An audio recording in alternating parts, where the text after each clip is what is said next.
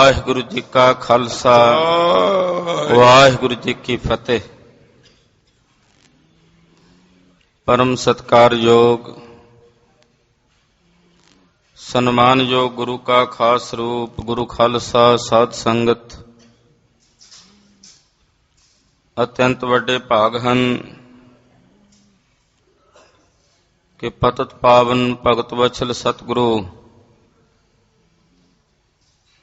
ਧੰਨ ਧੰਨ ਸ੍ਰੀ ਗੁਰੂ ਗ੍ਰੰਥ ਸਾਹਿਬ ਜੀ ਮਹਾਰਾਜ ਗੁਰਦੇਵ ਜੀ ਦੇ ਪਾਵਨ ਪਵਿੱਤਰ ਚਰਣਾ ਕਮਲਾਂ 'ਚ ਸੰਧਿਆ ਸਮੇਂ ਦੇ ਦੀਵਾਨਾਂ 'ਚ ਹਾਜ਼ਰੀਆਂ ਭਰ ਕੇ ਸਤਿਗੁਰਾਂ ਦਾ ਪਵਿੱਤਰ ਇਤਿਹਾਸ ਸ੍ਰੀ ਗੁਰੂ ਅਮਰਦਾਸ ਜੀ ਮਹਾਰਾਜ ਜੀ ਦੀ ਪਾਵਨ ਜੀਵਨ ਕਥਾ ਬਹੁਤ ਹੀ ਅਦਬ ਸਤਿਕਾਰ ਸ਼ਰਧਾ ਭਾਵਨਾ ਸਹਿਤ ਸਰਵਣ ਕਰ ਰਹੇ ਹੋ। ਕਿਰਪਾਲੂ ਦਿਆਲੂ ਗਰੀਬ ਨਵਾਜ ਸਾਹਿਬ ਸੱਚੇ ਪਾਤਸ਼ਾਹ ਗੋਇੰਦਵਾਲ ਸਾਹਿਬ ਵਿਖੇ ਬੌਲੀ ਸਾਹਿਬ ਦੀ ਸੇਵਾ ਕਰਵਾ ਰਹੇ ਨੇ। ਬੌਲੀ ਸਾਹਿਬ ਦੀ ਇਸ ਮਹਾਨ ਸੇਵਾ ਵਿੱਚ ਦੂਰੋਂ ਦਰੇਡਿਓਂ ਗੁਰੂ ਕੇ ਸਿੱਖ ਆ ਕੇ ਸੇਵਾ ਕਰ ਰਹੇ ਨੇ।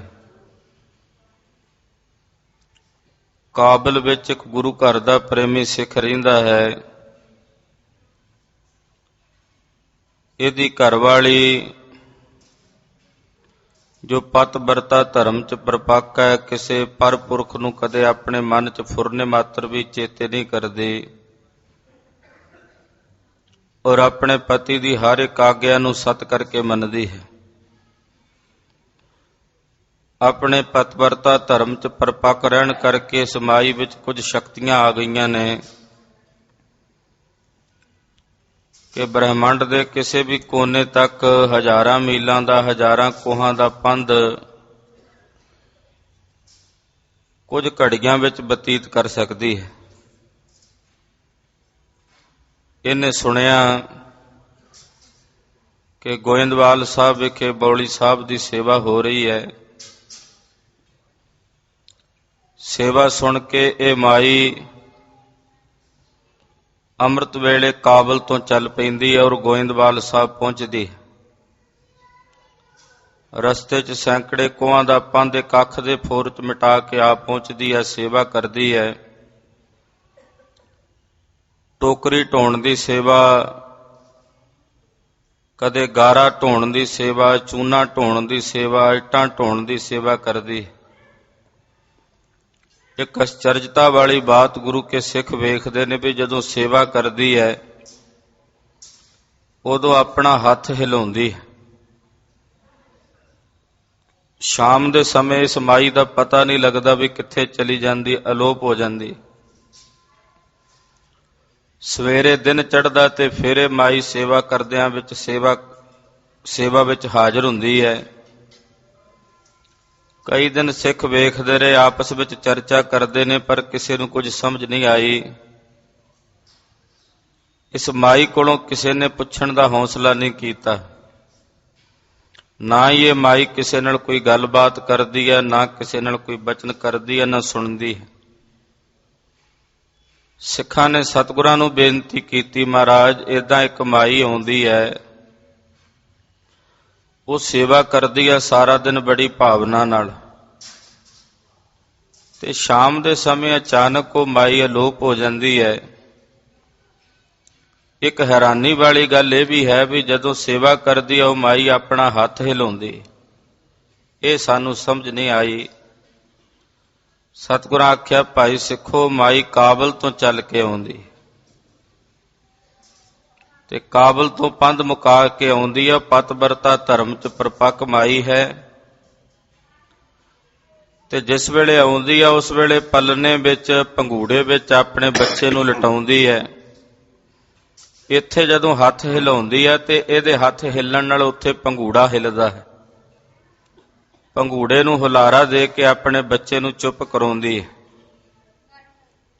ਇਹ ਜਿਹੜੀ ਕਰਾਮਾਤ, ਇਹ ਸ਼ਕਤੀ ਇਸ ਮਾਈ ਵਿੱਚ ਆਈ ਹੈ ਜੋ ਕਾਬਲ ਤੋਂ ਆਉਂਦੀ ਹੈ।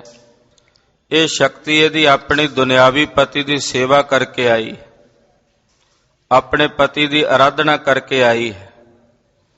ਇਹ ਆਪਣੇ ਪਤੀ ਤੋਂ ਬਿਨਾਂ ਪਰ ਪੁਰਖ ਦਾ ਫੁਰਨਾ ਤੱਕ ਵੀ ਕਦੇ ਆਪਣੇ ਚਿੱਤ 'ਚ ਨਹੀਂ ਲਿਆਉਂਦੀ। ਆਪਣੇ ਪਤੀ ਦੀ ਆਗਿਆ ਵਿੱਚ, ਹੁਕਮ ਵਿੱਚ ਰਹਿੰਦੀ ਹੈ, ਸਤ ਬਚਨ ਕਰਕੇ ਵਰਤਦੀ ਹੈ। ਇਹ ਸ਼ਕਤੀ ਇਸ ਮਾਈ ਵਿੱਚ ਤਾਂ ਆਈ। ਸਤਿਗੁਰੂ ਜੀ ਇਹ ਬਚਨ ਸੁਣਾ ਰਹੇ ਨੇ ਕਿ ਪਤਿਵਰਤਾ ਧਰਮ ਕਿਤਨਾ ਉੱਚਾ ਹੈ। ਆਓ ਮਨ ਬਿਰਤੀਆਂ ਇਕਾਗਰ ਕਰਕੇ ਸਤਿਗੁਰਾਂ ਦੀ ਇਹ ਪਾਵਨ ਕਥਾ ਸਰਵਣ ਕਰੀਏ। ਇਕਾਗਰ ਚਿਤ ਹੋਣ ਵਾਸਤੇ ਆਖੀਏ ਜੀ ਸਤਨਾਮ ਸ਼੍ਰੀ ਵਾਹਿਗੁਰੂ ਸਾਹਿਬ ਜੀਓ। ਸਤਨਾਮ ਸ਼੍ਰੀ ਵਾਹਿਗੁਰੂ ਸਾਹਿਬ ਜੀਓ। ਚੌਪਈ ਨਿਸਮੈ ਘਰ ਕੋ ਜਾਏ ਸੰਭਾਲੇ। ਰਾਤ ਦਾ ਸਮਾਂ ਜਦੋਂ ਹੁੰਦਾ ਹੈ, ਗੁਰੂ ਅਮਰਦਾਸ ਸਾਹਿਬ ਜੀ ਕਹਿੰਦੇ ਭਾਈ ਸਿੱਖੋ, ਜਦੋਂ ਰਾਤ ਦਾ ਸਮਾਂ ਹੁੰਦਾ ਹੈ ਤੇ ਰਾਤ ਨੂੰ ਇਹ ਮਾਈ ਵਾਪਸ ਆਪਣੇ ਨਗਰ ਕਾਬਲ ਚਲੀ ਜਾਂਦੀ ਹੈ ਔਰ ਕਾਬਲ ਜਾ ਕੇ ਆਪਣਾ ਘਰ ਸੰਭਾਲਦੀ ਹੈ। ਸੁਤ ਪਤੀ ਸੋ ਮਿਲ ਆਨੰਦ ਧਾਰੇ। ਇਸ ਬੱਚੇ ਨੂੰ ਸਾਰਾ ਦਿਨ ਪੰਘੂੜੇ ਵਿੱਚ ਛੱਡ ਕੇ ਆਉਂਦੀ, ਫਿਰ ਰਾਤ ਨੂੰ ਜਾ ਕੇ ਆਪਣੇ ਪੁੱਤਰ ਨੂੰ ਸੰਭਾਲਦੀ ਹੈ, ਆਪਣੇ ਪਤੀ ਦੀ ਸੇਵਾ ਕਰਦੀ ਹੈ। ਜਾ ਕੇ ਸ਼ਾਮ ਨੂੰ, ਰਾਤ ਨੂੰ ਲੰਗਰ ਪ੍ਰਸ਼ਾਦਾ ਪਕਾ ਕੇ ਪਰਿਵਾਰ ਨੂੰ ਛਕਾਉਂਦੀ ਹੈ। ਪਤੀ ਬ੍ਰਤ ਸਭਨੈ ਧਰਮ ਔਰ ਤ੍ਰਿਆ। ਪਤ ਵਰਤਾ ਧਰਮ ਜਿਹੜਾ ਹੈ ਨਾ, ਇਸ ਧਰਮ ਵਰਗਾ ਕਿਸੇ ਇਸਤਰੀ ਲਈ ਹੋਰ ਕੋਈ ਦੂਜਾ ਧਰਮ ਨਹੀਂ ਹੈ। ਇੱਕ ਇਸਤਰੀ ਦਾ ਸਭ ਤੋਂ ਵੱਡਾ ਧਰਮ ਹੈ ਕਿ ਉਹ ਆਪਣੇ ਪਤ ਵਰਤਾ ਧਰਮ 'ਚ ਪਰਪੱਕ ਰਹੇ। ਪਤ ਵਰਤ ਧਰਮ ਉੱਪਰ ਸਤਿਗੁਰੂ ਜੀ ਕੱਲ ਦੀ ਕਥਾ ਵਿੱਚ ਵੀ ਦੱਸ ਕੇ ਆਏ ਨੇ ਵੀ ਉਹ ਕਿਸ ਤਰ੍ਹਾਂ ਦਾ ਹੁੰਦਾ। ਜਿਵੇਂ ਇਸ ਮਾਈ ਦਾ ਜੀਵਨ ਸੀ ਜੋ ਕਾਬਲ ਤੋਂ ਚੱਲ ਕੇ ਆਉਂਦੀ ਹੈ। ਪਤ ਵਰਤਾ ਧਰਮ ਵਰਗਾ ਕਿਸੇ ਇਸਤਰੀ ਦਾ ਹੋਰ ਕੋਈ ਦੂਜਾ ਧਰਮ ਨਹੀਂ ਹੋ ਸਕਦਾ। ਪਤ ਵਰਤ ਧਰਮ ਹੀ ਸਭ ਤੋਂ ਵੱਡਾ ਧਰਮ ਹੈ। ਜਿਸ ਤੇ ਮਾਂ ਸ਼ਕਤ ਧਾਰਤ ਹੀਆ। ਜਿਸ ਪਤ ਵਰਤਾ ਧਰਮ ਨੂੰ ਧਾਰਨ ਕਰਨੇ ਕਰਕੇ, ਪਤ ਵਰਤਾ ਧਰਮ ਦੀ ਪਾਲਣਾ ਕਰਨ ਕਰਕੇ ਇਸ ਇਸਤਰੀ ਵਿੱਚ ਇੰਨੀ ਵੱਡੀ ਸ਼ਕਤੀ ਆ ਗਈ ਹੈ ਵੀ ਇੱਕ ਅੱਖ ਦੇ ਫੋਰ ਵਿੱਚ ਕਿਤੇ ਵੀ ਜਾ ਸਕਦੀ ਹੈ। ਇਹੋ ਜੀਆਂ ਹੋਰ ਵੀ ਇਹਦੇ 'ਚ ਕਈ ਕਰਾਮਾਤਾਂ ਅਜਮਤਾਂ ਆ ਗਈਆਂ ਵੀ ਇੱਥੇ ਖਲੋਤੀ ਪੰਘੂੜਾ ਹਿਲਾ ਦਿੰਦੀ, ਕਾਬਲ ਦੇ ਵਿੱਚ ਪੰਘੂੜੇ ਨੂੰ ਹਲੂਣਾ ਮਿਲ ਜਾਂਦਾ ਹੈ। ਇਹ ਸਾਰੀਆਂ ਸ਼ਕਤੀਆਂ ਇਹਦੇ ਵਿੱਚ ਜੋ ਆਈਆਂ ਨੇ ਆਪਣੇ ਪਤ ਵਰਤਾ ਧਰਮ ਨੂੰ ਪਾਲਣ ਕਰਕੇ ਆਈਆਂ ਹਨ। ਪਤ ਵਰਤਾ ਪੂਰਬ ਵੀ ਧਾਰਾ।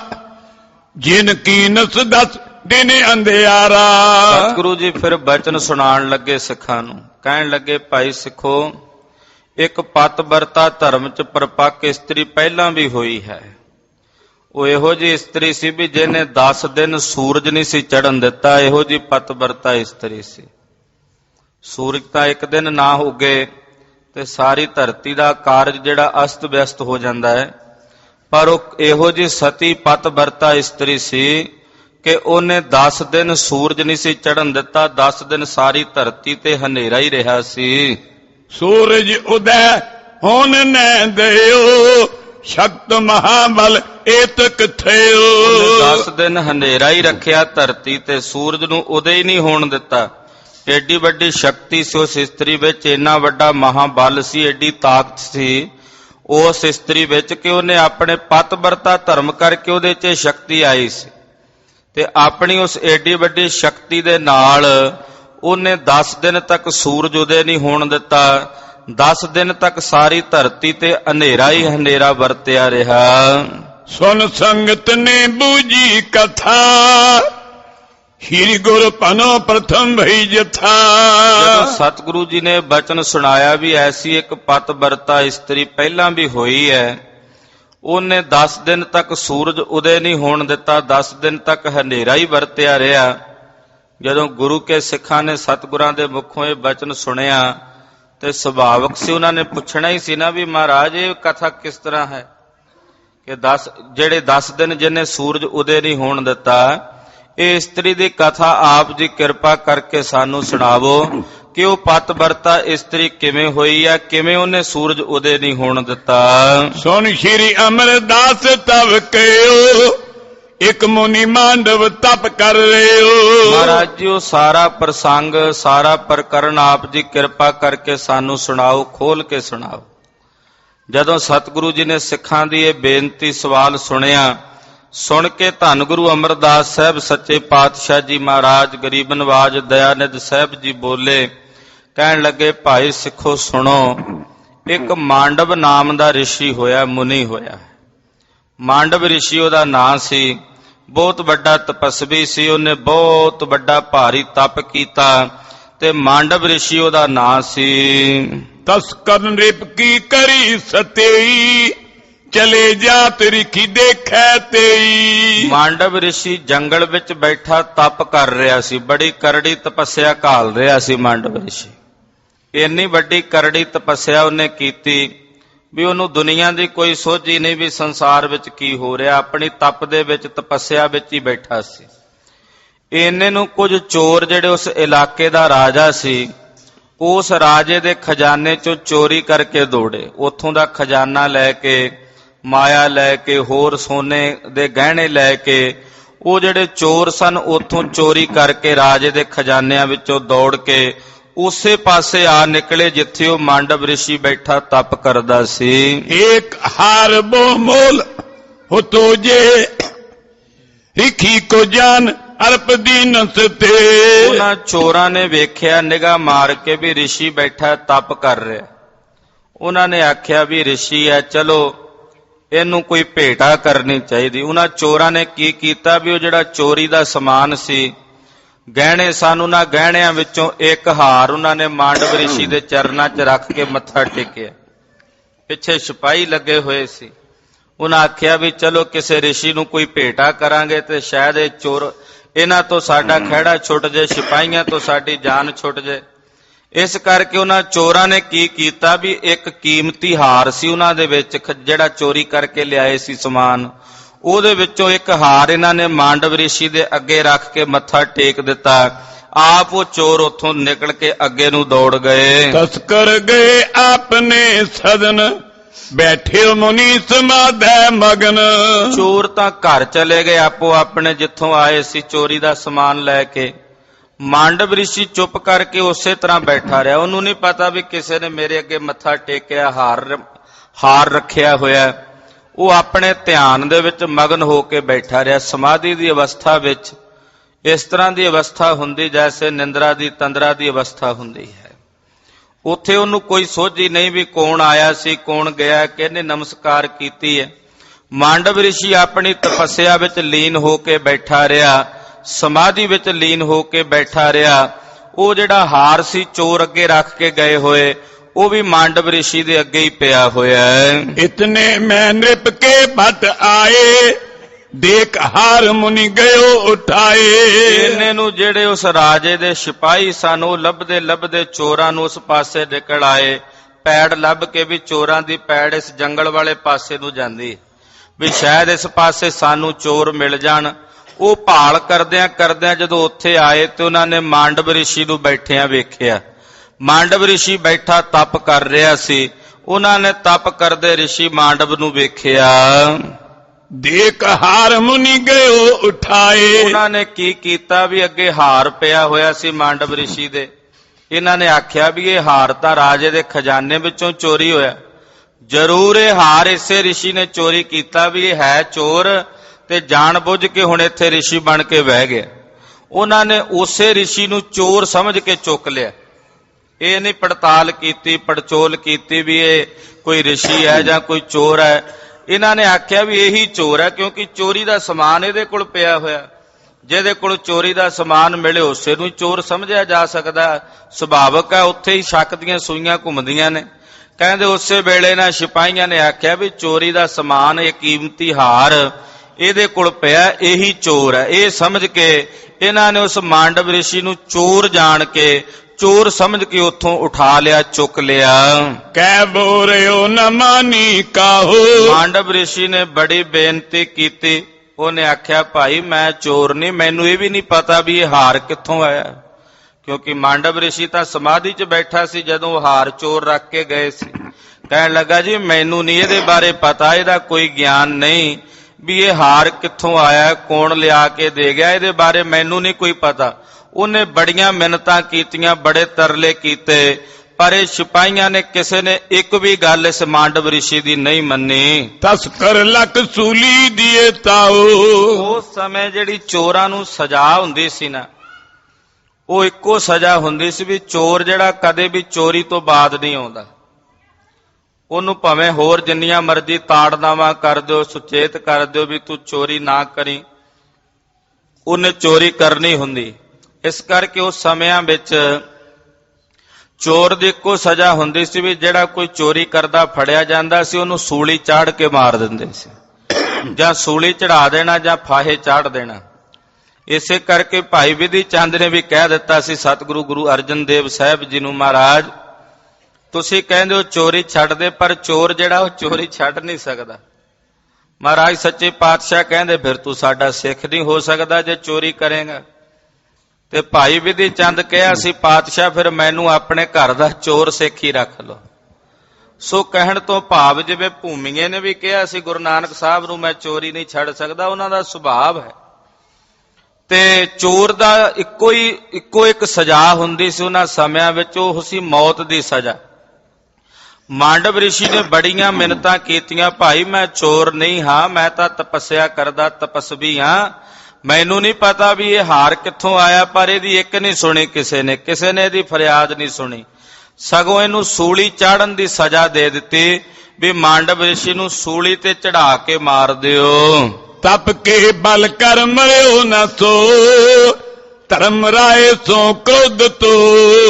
ਉਸ ਵੇਲੇ ਕਹਿੰਦੇ ਇੱਕ ਸੂਲੀ ਕਿਵੇਂ ਹੁੰਦੀ ਸੀ ਵੀ ਕੋਈ ਦਰਖਤ ਦਾ ਕਿੱਲਾ ਹੁੰਦਾ ਸੀ, ਦਰਖਤ ਦਾ ਤਣਾ, ਤੇ ਦਰਖਤ ਦੇ ਤਣੇ ਨੂੰ ਬਰੀਕ ਕਰਕੇ ਤਿੱਖਾ ਕਰ ਦਿੱਤਾ ਜਾਂਦਾ ਸੀ, ਤੇ ਤਿੱਖਾ ਕਰਕੇ ਉਹਨੂੰ ਚੰਗੀ ਤਰ੍ਹਾਂ ਘੜ ਕੇ ਇੰਨਾ ਤਿੱਖਾ ਕਰਦੇ ਵੀ ਉਹ ਚੁੱਭ ਜਾਏ। ਫਿਰ ਉਹਦੇ ਤੇ ਜਿਹਨੂੰ ਸੂਲੀ ਦੀ ਸਜ਼ਾ ਹੁੰਦੀ ਸੀ, ਉਸ ਦਰਖਤ ਦੇ ਤਣੇ ਦੇ ਉੱਤੇ ਪੇਟ ਭਰਨੇ ਜ਼ੋਰ ਨਾਲ ਮਾਰਦੇ ਸੀ, ਔਰ ਉਹ ਜਿਹੜਾ ਤਣੇ ਦਾ ਤਿੱਖਾ ਸਿਰਾ ਸੀ ਉਹਦੇ ਪੇਟ 'ਚ ਧੱਸ ਕੇ ਪਾਰ ਨਿਕਲ ਜਾਂਦਾ ਸੀ, ਏਦਾਂ ਉਹਦੀ ਮੌਤ ਹੋ ਜਾਂਦੀ ਸੀ। ਕਹਿੰਦੇ ਜਦੋਂ ਮਾਂਡਵ ਰਿਸ਼ੀ ਨੂੰ ਸਜ਼ਾ ਦਿੱਤੀ ਸੂਲੀ ਤੇ ਚਾੜਨ ਦੀ, ਤੇ ਸੂਲੀ ਤੇ ਚਾੜ ਦਿੱਤਾ। ਜਦੋਂ ਸੂਲੀ ਤੇ ਚਾੜਿਆ ਤੇ ਉਸ ਵੇਲੇ ਤਪੱਸਿਆ ਸੀ, ਇਹਦੇ ਕੋਲ ਤਪ ਸੀ, ਤਪ ਦੇ ਬਲ ਨਾਲ ਇਹਦੀ ਮੌਤ ਨਹੀਂ ਹੋਈ। ਤਪੱਸਿਆ ਦਾ ਬਲ ਸੀ, ਤਪੱਸਿਆ ਦੀ ਕਲਾ ਸੀ ਇਹਦੇ ਕੋਲ, ਤਪਸਵੀ ਜੋ ਸੀ ਮਾਂਡਵ ਰਿਸ਼ੀ, ਤੇ ਤਪ ਦੇ ਪ੍ਰਭਾਵ ਕਰਕੇ ਇਹਦੀ ਮੌਤ ਨਹੀਂ। ਇਹ ਤਾਂ ਸੂਲੀ ਤੇ ਪਾ ਕੇ ਉਹਨੂੰ ਚਲੇ ਗਏ ਵੀ ਮਰ ਜਾਏਗਾ ਆਪੇ ਤੜਫ ਕੇ, ਪਰ ਉਹਦੀ ਮੌਤ ਨਹੀਂ ਹੋਈ। ਤੇ ਉਸ ਵੇਲੇ ਮਾਂਡਵ ਰਿਸ਼ੀ ਕ੍ਰੋਧ ਵਿੱਚ ਆਇਆ, ਉਹਨੇ ਕ੍ਰੋਧ ਵਿੱਚ ਆ ਕੇ ਧਰਮ ਰਾਜੇ ਨਾਲ ਲੜਾਈ ਕੀਤੀ, ਧਰਮ ਰਾਜੇ ਨਾਲ ਉਹਨੇ ਲੜਾਈ ਕੀਤੀ, ਕ੍ਰੋਧ ਵਿੱਚ ਆ ਕੇ ਧਰਮ ਰਾਜੇ ਨਾਲ ਲੜਨ ਲੱਗਾ। ਇਹ ਅਨਿਆਏ ਕਰਿਓ ਮਤ ਮੰਦ, ਤੁਝ ਕੇ ਦਿਓ ਸ਼ਰਾਪ ਬਿਲੰਦ। ਕਹਿਣ ਲੱਗਾ ਧਰਮ ਰਾਜੇ ਨੂੰ ਮਾਂਡਵ ਰਿਸ਼ੀ ਵੀ ਇਹ ਕਿੱਡਾ ਵੱਡਾ ਨਿਆਏ ਹੋਇਆ, ਇਹਨਾਂ ਮਾੜੀ ਮੱਤ ਵਾਲਿਆਂ ਨੂੰ ਤਾਂ ਚਲੋ ਪਤਾ ਕੋਈ ਨਹੀਂ ਵੀ ਇਹ ਤਾਂ ਨਾ ਸਮਝ ਨੇ, ਇਹਨਾਂ ਨੇ ਮੇਰੇ ਨਾਲ ਇਹੋ ਜਿਹਾ ਗੁਨਾਹ ਕੀਤਾ ਹੈ, ਪਰ ਧਰਮ ਰਾਜਾ ਤੂੰ ਤਾਂ ਸਾਰਿਆਂ ਦੇ ਲੇਖ ਲਿਖਦਾ, ਤੇਰੇ ਕੋਲ ਕਲਮ ਫੜਾਈ ਹੋਈ ਹੈ, ਵੀ ਤੂੰ ਇਹੋ ਜਿਹਾ ਲੇਖ ਲਿਖਿਆ ਹੀ ਕਿਉਂ ਮੇਰੇ ਭਾਗਾਂ ਵਿੱਚ, ਮੈਂ ਤਾਂ ਤੈਨੂੰ ਸ਼ਰਾਪ ਦੇ ਕੇ ਭਸਮ ਕਰਾਂਗਾ। ਮਾਂਡਵ ਰਿਸ਼ੀ ਧਰਮ ਰਾਜੇ ਨੂੰ ਉਹਨੇ ਚੈਲੰਜ ਕਰ ਦਿੱਤਾ ਵੀ ਮੈਂ ਤਾਂ ਤੈਨੂੰ ਸ਼ਰਾਪ ਦਿਆਂਗਾ ਤੇ ਸ਼ਰਾਪ ਦੇ ਕੇ ਤੈਨੂੰ ਖਤਮ ਕਰਾਂਗਾ। ਇਹਨਾਂ ਨੇ ਇਹ ਅਨਿਆਏ ਮਾੜੀ ਮੱਤ ਵਾਲਿਆਂ ਨੇ ਮੇਰੇ ਨਾਲ ਐਸਾ ਅਨਿਆਏ ਕਿਉਂ ਕੀਤਾ ਹੈ। ਸਗਈ ਆਰ ਬਲਾ ਤਪਤਾਇਓ, ਬਿਨ ਅਗ ਸੂਲੀ ਮੋਏ ਚੜਾਇਓ। ਮੈਂ ਸਾਰੀ ਜ਼ਿੰਦਗੀ ਤਪੱਸਿਆ ਕੀਤੀ, ਸਾਰੇ ਜੀਵਨ 'ਚ ਕਦੇ ਕਿਸੇ ਦਾ ਬੁਰਾ ਨਹੀਂ ਕੀਤਾ, ਸਾਰੀ ਜ਼ਿੰਦਗੀ ਤਪੱਸਿਆ ਕਰਦਿਆਂ ਬਤੀਤ ਕੀਤੀ ਹੈ, ਪਰ ਮੈਨੂੰ ਇਹ ਕਿਹੜੇ ਪਾਪ ਦੀ ਸਜ਼ਾ ਮਿਲੀ ਕਿ ਮੈਨੂੰ ਸੂਲੀ ਚੜਾਇਆ ਗਿਆ, ਮੈਂ ਤਾਂ ਕੋਈ ਪਾਪ ਕੀਤਾ ਨਹੀਂ ਕਦੇ। ਮਾਂਡਵ ਰਿਸ਼ੀ ਕਹਿੰਦਾ ਵੀ ਮੈਂ ਤਪੱਸਿਆ ਕੀਤੀ, ਸਾਰੀ ਜ਼ਿੰਦਗੀ ਤਪ ਕਰਦਿਆਂ ਮੇਰੀ ਬੀਤ ਗਈ ਹੈ, ਪਰ ਮੈਨੂੰ ਆ ਜਿਹੜੀ ਸਜ਼ਾ ਮਿਲੀ ਹੈ ਸੂਲੀ ਤੇ ਚੜਾਉਣ ਦੀ, ਇਹ ਸੂਲੀ ਤੇ ਚੜਾਉਣ ਦੀ ਜਿਹੜੀ ਸਜ਼ਾ ਕਿਹੜੇ ਪਾਪ ਦਾ ਫਲ ਮੈਨੂੰ ਮਿਲਿਆ, ਐਸਾ ਕਿਹੜਾ ਅਗ ਕਰਮ ਪਾਪ ਕਰਮ ਮੈਂ ਕੀਤਾ ਹੈ ਕਿ ਜਿਸ ਦਾ ਫਲ ਮੈਨੂੰ ਇਹ ਸੂਲੀ ਮਿਲੀ ਹੈ। ਜਮ ਤਬ ਆਏ ਮੁਨੀ ਸੋ ਕਹਿਓ, ਪੂਰਬ ਕਰਮ ਕੇਰ ਫਲ ਲਿਓ। ਧਰਮ ਰਾਜੇ ਨੇ ਆ ਕੇ ਹੱਥ ਜੋੜ ਲਏ, ਮਾਂਡਵ ਰਿਸ਼ੀ ਦਾ ਤਪ ਬੜਾ ਸੀ ਵੀ ਕੋਈ ਸ਼ਰਾਪ ਨਾ ਦੇ ਦੇ, ਉਹਨੇ ਹੱਥ ਜੋੜ ਕੇ ਆਖਿਆ ਰਿਸ਼ੀਵਰ ਤੁਸੀਂ ਗੁੱਸਾ ਨਾ ਕਰੋ, ਕ੍ਰੋਧ ਨਾ ਕਰੋ, ਇਹ ਜਿਹੜਾ ਫਲ ਤੁਹਾਨੂੰ ਮਿਲਿਆ ਤੁਹਾਡੇ ਪੂਰਬਲੇ ਜਨਮ ਦੇ ਕਰਮ ਕਰਕੇ ਮਿਲਿਆ। ਕਰਮ ਤਾਂ ਇਨਸਾਨ ਦੇ ਨੇ ਨਾ, ਉਹਦੇ ਨਾਲ ਹੀ ਚੱਲਦੇ ਆਉਂਦੇ ਨੇ, ਇਸੇ ਕਰਕੇ ਗੁਰਬਾਣੀ ਦਾ ਫੈਸਲਾ ਹੈ, ਦੱਦਾ ਦੋਸ਼ ਨਾ ਦੇਊ ਕਿਸੈ, ਦੋਸ਼ ਕਰਮਾ ਆਪਣਿਆ, ਜੋ ਮੈਂ ਕੀਆ ਸੋ ਮੈਂ ਪਾਇਆ, ਦੋਸ਼ ਨਾ ਦੀਜੈ ਅਵਰ ਜਨਾ। ਜਿਸ ਤਰ੍ਹਾਂ ਦੇ ਕਰਮ ਜੀਵ ਕੋਈ ਕਰਦਾ ਹੈ, ਉਹਨੂੰ ਆਪਣੇ ਕੀਤੇ ਕਰਮਾਂ ਦਾ ਫਲ ਪ੍ਰਾਪਤ ਹੁੰਦਾ। ਉਹ ਕਰਮ ਭਾਵੇਂ ਇਸ ਜਨਮ ਦੇ ਹੋਣ, ਭਾਵੇਂ ਪਿਛਲੇ ਜਨਮ ਦੇ ਹੋਣ, ਤੇ ਭਾਵੇਂ ਉਦੋਂ ਤੇ ਵੀ ਪਿਛਲੇ ਜਨਮਾਂ ਦੇ ਹੋਣ। ਜਨਮਾਂ ਦੇ ਕਰਮ ਸਾਡੇ ਨਾਲ ਹੀ ਚੱਲ ਕੇ ਆਉਂਦੇ, ਬਹੁਤ ਜਨਮਾਂ ਦੇ ਕਰਮ ਨਾਲ ਚੱਲ ਕੇ ਆਉਂਦੇ ਹਨ, ਤੇ ਕਰਮਾਂ ਦੇ ਫਲ ਹੀ ਭੋਗਣੇ ਪੈਂਦੇ। ਇਸ ਮਾਤ ਲੋਕ ਦੀ ਧਰਤੀ ਤੇ ਕਰਮ ਫਲ ਹੀ ਅਸੀਂ ਭੋਗ ਰਹੇ ਹਾਂ। ਇੱਕ ਮਨੁੱਖ ਦੀ ਜੂਨੀ ਐਸੀ ਹੈ ਕਿ ਜਿੱਥੇ ਕਰਮ ਫਲ ਭੋਗਦਾ ਹੈ, ਉੱਥੇ ਅੱਗੇ ਵਾਸਤੇ ਵੀ ਕਰਦਾ ਹੈ। ਬਾਕੀ ਦੀਆਂ ਜਿਹੜੀਆਂ ਜੂਨੀਆਂ ਨੇ, ਉਹ ਸਿਰਫ ਭੋਗ ਜੂਨੀਆਂ ਨੇ, ਉਹ ਸਿਰਫ ਭੋਗ ਜੂਨੀਆਂ ਨੇ, ਵੀ ਉਹ ਆਪਣੇ ਕਰਮਾਂ ਦਾ ਫਲ ਭੋਗ ਰਹੇ ਨੇ। ਇੱਕ ਮਨੁੱਖ ਦਾ ਜੀਵਨ ਐਸਾ ਹੈ, ਮਨੁੱਖੀ ਜੀ ਸਰੀਰ ਐਸਾ ਹੈ ਕਿ ਜਿਹਦੇ ਵਿੱਚ ਕਰਮ ਫਲ ਵੀ ਭੋਗਦਾ ਤੇ ਅੱਗੇ ਵਾਸਤੇ ਵੀ ਕਰਦਾ ਹੈ। ਤਦੇ ਸਤਿਗੁਰੂ ਜੀ ਸਾਨੂੰ ਸੁਚੇਤ ਕਰਦੇ ਨੇ ਕਿ ਜੇ ਕੀਤਾ ਪਾਈਐ ਆਪਣਾ ਸਾ, ਘਾਲ ਬੁਰੀ ਕਿਉਂ ਘਾਲੀਐ।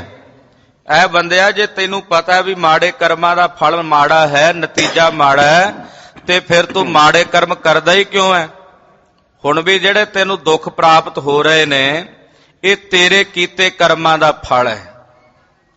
ਤੇ ਆਮ ਕਰਕੇ ਮਨੁੱਖ ਦਾ ਸੁਭਾਅ ਇਹ ਹੈ ਵੀ ਕਿੱਕਰ ਬੀਜ ਕੇ ਬਿਜੌਰ ਦੀਆਂ ਦਾਖਾਂ ਭਾਲਦਾ, ਉਹ ਐਸਾ ਨਹੀਂ ਹੋ ਸਕਦਾ। ਮਾਂਡਵ ਰਿਸ਼ੀ ਨੂੰ ਕਹਿਣ ਲੱਗਾ ਧਰਮ ਰਾਜਾ ਵੀ ਰਿਸ਼ੀ ਵਰ, ਇਹ ਜਿਹੜੇ ਤੇਰੇ ਕਰਮ ਨੇ ਨਾ, ਤੇਰੇ ਕਰਮਾਂ ਦਾ ਫਲ ਤੈਨੂੰ ਪ੍ਰਾਪਤ ਹੋਇਆ, ਔਰ ਇਹ ਤੇਰੇ ਕਰਮ ਤੇਰੇ ਪੂਰਵਲੇ ਜਨਮਾਂ ਦੇ ਕਰਮ ਨੇ। ਪੂਰਵਲੇ ਜਨਮ ਦਾ ਤੇਰਾ ਇੱਕ ਕਰਮ ਸੀ, ਉਹਦਾ ਫਲ ਤੈਨੂੰ ਇਹ ਮਿਲਿਆ ਕਿ ਤੈਨੂੰ ਸੂਲੀ ਤੇ ਚੜਾਇਆ ਗਿਆ। ਆਲ ਬਲਾ ਬਾਲਕ ਮੈਂ ਧਰੇ, ਸੋਲ ਸੰਗ ਪ੍ਰੀ ਬੇਦਨ ਕਰੇ। ਤੇਰੀ ਉਮਰ ਸੀ ਛੋਟੀ, ਤੂੰ ਬਾਲਕ ਅਵਸਥਾ ਵਿੱਚ ਸੀ। ਫਿਰ ਧਰਮ ਰਾਜਾ ਦੱਸਣ ਲੱਗਾ ਕਿ ਤੇਰਾ ਜਿਹੜਾ ਸਰੀਰ ਸੀ ਬਾਲ ਰੂਪ ਵਿੱਚ ਸੀ, ਤੂੰ ਬਚਪਨ ਵਿੱਚ ਸੀ, ਤੇਰੇ ਹੱਥ ਵਿੱਚ ਸੀ ਇੱਕ ਸੂਲ, ਤੇ ਇੰਨੇ ਨੂੰ ਇੱਕ ਟਿੱਡਾ ਤੇਰੇ ਕੋਲ ਆ ਗਿਆ। ਉਸ ਟਿੱਡੇ ਨੂੰ ਪਕੜ ਕੇ ਤੂੰ ਉਹਦੇ ਵਿੱਚ ਸੂਲ ਧਸਾ ਕੇ ਉਹਦੇ ਆਰ ਪਾਰ ਕਰ ਦਿੱਤੀ। ਹੈ ਤੇ ਤੂੰ ਬਾਲਕ ਸੀ, ਬੱਚਾ ਸੀ, ਤੇ ਬਾਲ ਅਵਸਥਾ ਦੇ ਵਿੱਚ ਇੱਕ ਛੋਟੇ ਜਿਹੇ ਟਿੱਡੇ ਨੂੰ ਸੂਲ ਮਾਰ ਕੇ ਉਹ ਸੂਲ ਉਹਦੇ ਆਰ ਸਾਰ ਕਰ ਦਿੱਤੀ, ਆਰ ਪਾਰ ਕਰ ਦਿੱਤੀ। ਤਿਸ ਤੇ ਸੂਲੀ ਤੋ ਕੋ ਹੋਏ, ਸੁਨ ਮੁਨੀ ਬੋਲਿਓ ਨਿਆਏ ਨਾ ਕੋਏ। ਉਹਦਾ ਫਲ ਤੈਨੂੰ ਇਹ ਪ੍ਰਾਪਤ ਹੋਇਆ ਕਿ ਤੂੰ ਉਸ ਟਿੱਡੇ ਨੂੰ ਸੂਲੀ ਮਾਰ ਕੇ ਪਾਰ ਕੀਤਾ ਸੀ। ਸਦਨੇ ਨੂੰ ਵੀ ਇੱਥੋਂ ਹੀ ਗਿਆਨ ਹੋਇਆ ਸੀ ਨਾ, ਭਗਤ ਸਦਨਾ ਜੀ ਨੂੰ। ਕਹਿੰਦੇ ਜਿਉਂਦੇ ਬੱਕਰੇ ਦੇ ਬਿੰਗ ਘਸਾ ਕੇ ਤੇ ਉਸ ਵਕਤ ਖੂਨ ਨਿਚੋੜਨ ਲੱਗਾ, ਤੇ ਉਹ ਬੱਕਰਾ ਵੀ ਕਹਿੰਦੇ ਹੱਸ ਪਿਆ ਸੀ। ਕਹਿੰਦਾ ਹੁਣ ਤੱਕ ਤਾਂ ਬਰਾਬਰ ਦੇ ਕੰਮ ਚੱਲਦੇ ਸੀ, ਪਰ ਹੁਣ ਇੱਥੋਂ ਤੂੰ ਨਵੀਂ ਭਾਜੀ ਪਾਉਣ ਲੱਗਾ ਹੈ, ਇੱਥੋਂ ਹੁਣ ਤੇਰੀ ਭਾਜੀ ਨਵੀਂ ਪੈਣ ਲੱਗੀ ਹੈ, ਵੀ ਤੂੰ ਹੁਣ ਨਵਾਂ ਸਿਰਿਓਂ ਸ਼ੁਰੂ ਕਰਨ ਲੱਗਾ। ਹੁਣ ਤੈਨੂੰ ਵੀ ਆਉਣ ਵਾਲੇ ਸਮੇਂ 'ਚ ਇਸੇ ਤਰ੍ਹਾਂ ਹੀ ਸਜ਼ਾ ਲੈਣੀ ਪੈਣੀ। ਉੱਥੋਂ ਹੀ ਭਗਤ ਸਦਨਾ ਜੀ ਕਸਾਈ ਪੁਣਾ ਛੱਡ ਕੇ ਭਗਤ ਬਣ ਗਏ ਸੀ। ਮਾਂਡਵ ਰਿਸ਼ੀ ਨੇ ਕਹਿੰਦੇ ਜਦੋਂ ਸੂਲੀ ਨੂੰ ਧਸਾਇਆ, ਕਹਿਣ ਲੱਗੇ ਵੀ ਉਹ ਜਿਹੜਾ ਤੂੰ ਸੂਲ ਧਸਾਇਆ ਸੀ ਨਾ ਉਸ ਟਿੱਡੇ ਦੇ ਪੇਟ ਦੇ ਵਿੱਚ, ਉਹਦਾ ਫਲ ਤੈਨੂੰ ਮਿਲਿਆ ਕਿ ਤੈਨੂੰ ਹੁਣ ਸੂਲੀ ਤੇ ਚੜਾ ਕੇ ਤੈਨੂੰ ਸਜ਼ਾ ਦਿੱਤੀ ਗਈ। ਉਹ ਕਰਮ ਪੂਰਾ ਹੋਇਆ। ਜਦੋਂ ਇਹ ਗੱਲ ਮਾਂਡਵ ਰਿਸ਼ੀ ਨੇ ਸੁਣੀ, ਸੁਣ ਕੇ ਕਹਿਣ ਲੱਗਾ ਧਰਮ ਰਾਜਾ, ਇਹ ਤਾਂ ਨਿਆਂ ਦੀ ਗੱਲ ਨਾ ਹੋਈ, ਇਹ ਤੂੰ ਮੇਰੇ ਨਾਲ ਇਨਸਾਫ ਤਾਂ ਨਹੀਂ ਕੀਤਾ, ਇਹ ਤੂੰ ਮੇਰੇ ਨਾਲ ਨਿਆਂ ਨਹੀਂ ਕੀਤਾ। ਬਾਲਕ ਬੈਸੁਦ ਬਿਨ ਜਬਰ ਹੈ, ਵੀ ਬੱਚਾ ਜਿਹੜਾ ਹੁੰਦਾ ਉਹ ਤਾਂ ਬੁੱਧ ਤੋਂ ਵੀ ਹੋਣਾ ਹੁੰਦਾ, ਉਹਨੂੰ ਕੀ ਪਤਾ ਵੀ ਮੈਂ ਕੀ ਕਰ ਰਿਹਾ। ਮਾਂਡਵ ਰਿਸ਼ੀ ਕਹਿੰਦਾ ਵੀ ਬਾਲਕ ਜਿਹੜਾ ਹੁੰਦਾ, ਬੱਚੇ ਨੂੰ ਨਾ ਭਲੇ ਦਾ ਪਤਾ ਨਾ ਉਹਨੂੰ ਬੁਰੇ ਦਾ ਪਤਾ, ਉਹਨੂੰ ਕੋਈ ਇਹ ਥੋੜੀ ਪਤਾ ਹੁੰਦਾ ਵੀ ਮੈਂ ਇਹ ਮਾੜਾ ਕੰਮ ਕਰ ਰਿਹਾ। ਇੱਕ ਬੱਚੇ ਦੀ ਅਵਸਥਾ, ਬਾਲਕ ਦੀ ਅਵਸਥਾ ਵਿੱਚ ਜਿਹਦੇ ਕੋਲ ਕੋਈ ਬੁੱਧੀ ਨਹੀਂ ਹੁੰਦੀ, ਉਸ ਸਮੇਂ ਸੋਚਣ ਦੀ, ਵਿਚਾਰਨ ਦੀ ਸ਼ਕਤੀ ਨਹੀਂ ਹੁੰਦੀ। ਕਰੈ ਕਰਮ ਕਿਮਤੇ ਫਲ ਲੈ। ਉਹ ਜੇ ਬੱਚਾ ਕੋਈ ਛੋਟੇ ਹੁੰਦਿਆਂ ਅਣਜਾਣ ਪੁਣੇ ਵਿੱਚ, ਭੁੱਲ ਪੁਣੇ ਵਿੱਚ ਕਰਮ ਕਰਦਾ ਹੈ, ਉਹਦਾ ਫਲ ਇਹਨੂੰ ਐਦਾਂ ਥੋੜੀ ਮਿਲਣਾ ਚਾਹੀਦਾ। ਇਹ ਤਾਂ ਤੇਰਾ ਗਲਤ ਨਿਆਂ, ਇਹ ਇਨਸਾਫ ਨੂੰ ਤੇਰੇ ਨੂੰ ਮੈਂ ਨਹੀਂ ਮੰਨਦਾ। ਇਹ ਬਿਲਕੁਲ ਤੇਰੀ ਬੇਨਿਆਈ ਹੈ, ਬੇਇਨਸਾਫ ਹੈ ਕਿ ਇੱਕ ਛੋਟਾ ਜਿਹਾ ਬੱਚਾ ਕਰਮ ਕਰੇ ਤੇ ਉਹਨੂੰ ਏਡੀ ਵੱਡੀ ਸਜ਼ਾ ਅਗਲੇ ਜਨਮ ਦੇ ਵਿੱਚ ਮਿਲੇ। ਹੁਣ ਬੱਚਾ ਤਾਂ ਬੱਚਾ ਹੈ, ਉਹਨੂੰ ਸੋਝੀ ਨਹੀਂ, ਉਹਨੂੰ ਸਮਝ ਨਹੀਂ ਕਿ ਮੈਂ ਚੰਗਾ ਕਰ ਰਿਹਾ ਜਾਂ ਬੁਰਾ ਕਰ ਰਿਹਾ। ਕਰੋ ਮਿਰਜਾਦ ਆਜ ਤੇ ਐਸੇ, ਧਰਮ ਰਾਏ ਮੈਂ ਭਾਖੋਂ ਜੈਸੇ। ਇਹ ਧਰਮ ਰਾਜਾ ਸੁਣ, ਅੱਜ ਤੋਂ ਬਾਅਦ ਇਹ ਦੁਨੀਆ ਵਿੱਚ ਮਰਿਆਦਾ ਲਾਗੂ ਕਰ ਦੇ ਜੋ ਮੈਂ ਤੈਨੂੰ ਕਹਿਣ ਲੱਗਾ, ਤਾਂ ਤੂੰ ਸ਼ਰਾਪ ਤੋਂ ਬਚੇਗਾ। ਮਾਂਡਵ ਰਿਸ਼ੀ ਕਹਿੰਦਾ ਧਰਮ ਰਾਜੇ ਨੂੰ ਕਿ ਅੱਜ ਤੋਂ ਬਾਅਦ ਤੂੰ ਇਹ ਮਰਿਆਦਾ ਦੁਨੀਆ ਵਿੱਚ ਕਾਇਮ ਕਰ ਦੇ, ਜੋ ਹੁਣ ਮੈਂ ਤੈਨੂੰ ਕਹਿਣ ਲੱਗਾ ਹਾਂ ਇਹੀ ਮਰਿਆਦਾ ਸੰਸਾਰ ਵਿੱਚ ਚੱਲਣੀ ਚਾਹੀਦੀ ਹੈ। ਬਾਲਕ ਬੈ ਹੋਏ ਨਾ ਸੁਧ ਮਾਹੀ, ਕਰੈ ਕਰਮ ਫਲ ਪਾਏ ਸੋ ਨਾਈ।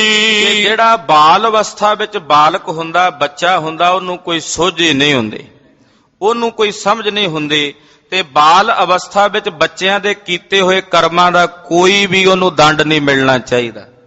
ਜੇ ਉਹਦੇ ਕੋਲੋਂ ਕੋਈ ਮਾੜਾ ਕਰਮ ਵੀ ਹੁੰਦਾ ਹੈ ਤੇ ਅੱਗੇ ਤੋਂ ਇਹ ਤੂੰ ਨਿਯਮ ਬਣਾ ਦੇ, ਮਰਿਆਦਾ ਬਣਾ ਦੇ ਕਿ ਕਿਸੇ ਬੱਚੇ ਕੋਲੋਂ ਅਗਰ ਕੋਈ ਗੁਨਾਹ ਹੁੰਦਾ, ਬਾਲ ਅਵਸਥਾ ਵਿੱਚ ਅਣਜਾਣਪੁਣੇ ਵਿੱਚ ਹੁੰਦਾ ਹੈ, ਤੇ ਉਹਦੇ ਤੇ ਤੂੰ ਆਪਣਾ ਸਕੰਜਾ ਨਹੀਂ ਕੱਸਣਾ। ਉਹਨੂੰ ਏਦਾਂ ਜਿਵੇਂ ਮੈਨੂੰ ਸਜ਼ਾ ਦਿੱਤੀ ਹੈ ਸੂਲੀ ਦੀ, ਏਦਾਂ ਉਹਨੂੰ ਕਿਸੇ ਨੂੰ ਸਜ਼ਾ ਨਹੀਂ ਮਿਲਣੀ ਚਾਹੀਦੀ, ਕਿਉਂਕਿ ਬੱਚਾ ਪਰਮੇਸ਼ਰ ਦਾ ਸਰੂਪ ਹੁੰਦਾ, ਉਹ ਬਾਲ ਰੂਪ ਹੁੰਦਾ ਹੈ, ਉਹਨੂੰ ਸੋਝੀ ਨਹੀਂ ਹੈ ਕਿ ਚੰਗਾ ਕੀ ਹੈ ਮਾੜਾ ਕੀ ਹੈ। ਇਸ ਕਰਕੇ ਇਹ ਧਰਮ ਰਾਜਾ ਇਹ ਮਰਿਆਦਾ ਬਣਾ ਦੇ ਕਿ ਅੱਜ ਤੋਂ ਬਾਅਦ ਕਿਸੇ ਬੱਚੇ ਦੇ ਕੀਤੇ ਹੋਏ ਕਰਮ ਦਾ ਫਲ ਉਹਨੂੰ ਬੱਚੇ ਨੂੰ ਨਹੀਂ ਮਿਲਣਾ ਚਾਹੀਦਾ। ਮੁਨੀ ਮਾਂਡਵ ਸੂਲੀ ਪਰ ਰਹਿਓ, ਇੱਕ ਪਤੀ ਬਤਾ ਤਾਏ ਨਾ ਲਿਓ।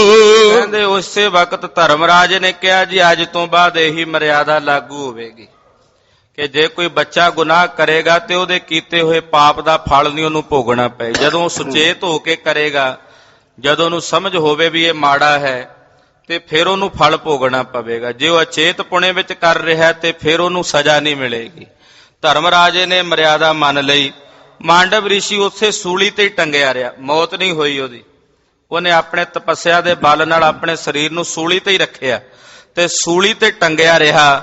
ਤੇ ਰਾਤ ਦਾ ਸਮਾਂ ਜਦੋਂ ਹੋਇਆ ਤੇ ਰਾਤ ਦੇ ਸਮੇਂ ਇੱਕ ਪਤਵਰਤਾ ਧਰਮ ਵਿੱਚ ਪਰਪੱਕ ਇਸਤਰੀ, ਜਿਹੜੀ ਪਤਵਰਤਾ ਧਰਮ ਚ ਪੱਕੀ ਸੀ, ਆਪਣੇ ਪਤੀ ਨੂੰ ਪਰਮੇਸ਼ਵਰ ਰੂਪ ਕਰਕੇ ਜਾਣਦੀ ਸੀ, ਉਹ ਇਸਤਰੀ ਕਿਤੇ ਉਸ ਪਾਸਿਓਂ ਲੰਘਣ ਲੱਗੀ ਜਿੱਥੇ ਮਾਂਡਵ ਰਿਸ਼ੀ ਸੂਲੀ ਤੇ ਟੰਗਿਆ ਹੋਇਆ ਸੀ। ਪਿੰਗਲ ਪਤੀ ਕੋ ਸੀਸੀ ਉਠਾਏ, ਚਲਤੇ ਸੂਲੀ ਸੰਗ ਲਗਾਏ। ਉਹਦਾ ਪਿੰਗਲਾ ਪਤੀ ਸੀ, ਸਰੀਰ ਉਹਦਾ ਕੰਮ ਨਹੀਂ ਸੀ ਕਰਦਾ ਪਤੀ ਦਾ, ਉਹਨੇ ਆਪਣੇ ਪਿੰਗਲੇ ਪਤੀ ਨੂੰ ਮੋਢਿਆਂ ਤੇ ਚੁੱਕਿਆ ਹੋਇਆ। ਪਿੰਗਲੇ ਪਤੀ ਨੂੰ ਪਰਮੇਸ਼ਰ ਜਾਣ ਕੇ ਸੇਵਾ ਕਰਦੀ, ਜਿਵੇਂ ਰਜਨੀ ਦੀ ਸਾਖੀ ਆਉਂਦੀ ਹੈ, ਏਦਾਂ ਹੀ ਕਹਿੰਦੇ ਪਿੰਗਲੇ ਪਤੀ ਨੂੰ ਉਹਨੇ ਮੋਢਿਆਂ ਤੇ ਚੁੱਕਿਆ ਹੋਇਆ ਔਰ ਉਹਨੂੰ ਪਤੀ ਪਰਮੇਸ਼ਰ ਜਾਣ ਕੇ ਸੇਵਾ ਕਰਦੇ, ਭਾਵੇਂ ਉਹ ਪਿੰਗਲਾ ਸੀ। ਉਹਦੇ ਤੋਂ ਬਿਨਾਂ ਕਦੇ ਪਰਪੁਰਖ ਦਾ ਖਿਆਲ ਉਹਦੇ ਚਿੱਤ ਵਿੱਚ ਨਹੀਂ ਸੀ ਆਇਆ। ਪਤਵਰਤਾ ਧਰਮ ਚ ਪੱਕੀ ਸੀ, ਪਿੰਗਲਾ ਉਹਦਾ ਪਤੀ ਉਹਨੇ ਮੋਢਿਆਂ ਤੇ ਚੁੱਕਿਆ ਹੋਇਆ। ਹਨੇਰਾ ਸੀ, ਰਾਤ ਨੂੰ ਦਿਸਿਆ ਨਹੀਂ। ਉਹ ਚਲਦਿਆਂ ਚਲਦਿਆਂ ਉਸੇ ਸੂਲੀ ਨਾਲ ਟਕਰਾ ਪਈ, ਜਿਹੜੀ ਸੂਲੀ ਤੇ ਮਾਂਡਵ ਰਿਸ਼ੀ ਟੰਗਿਆ ਹੋਇਆ ਸੀ ਨਾ, ਉਸੇ ਸੂਲੀ ਦੇ ਨਾਲ ਉਹ ਜਿਹੜੀ ਇਸਤਰੀ ਦਾ ਪੈਰ ਲੱਗਾ, ਠੁੱਡਾ ਲੱਗਾ, ਤੇ ਉਸੇ ਸੂਲੀ ਨਾਲ ਟਕਰਾ ਗਈ। ਉਤੋ ਤਿਮਰ ਨੇ ਦੇਖਿਓ ਗਇਓ, ਹਲ ਕਰ ਮੁਨੀ ਦੁਖਿਓ ਰਿਸ ਭਇਓ।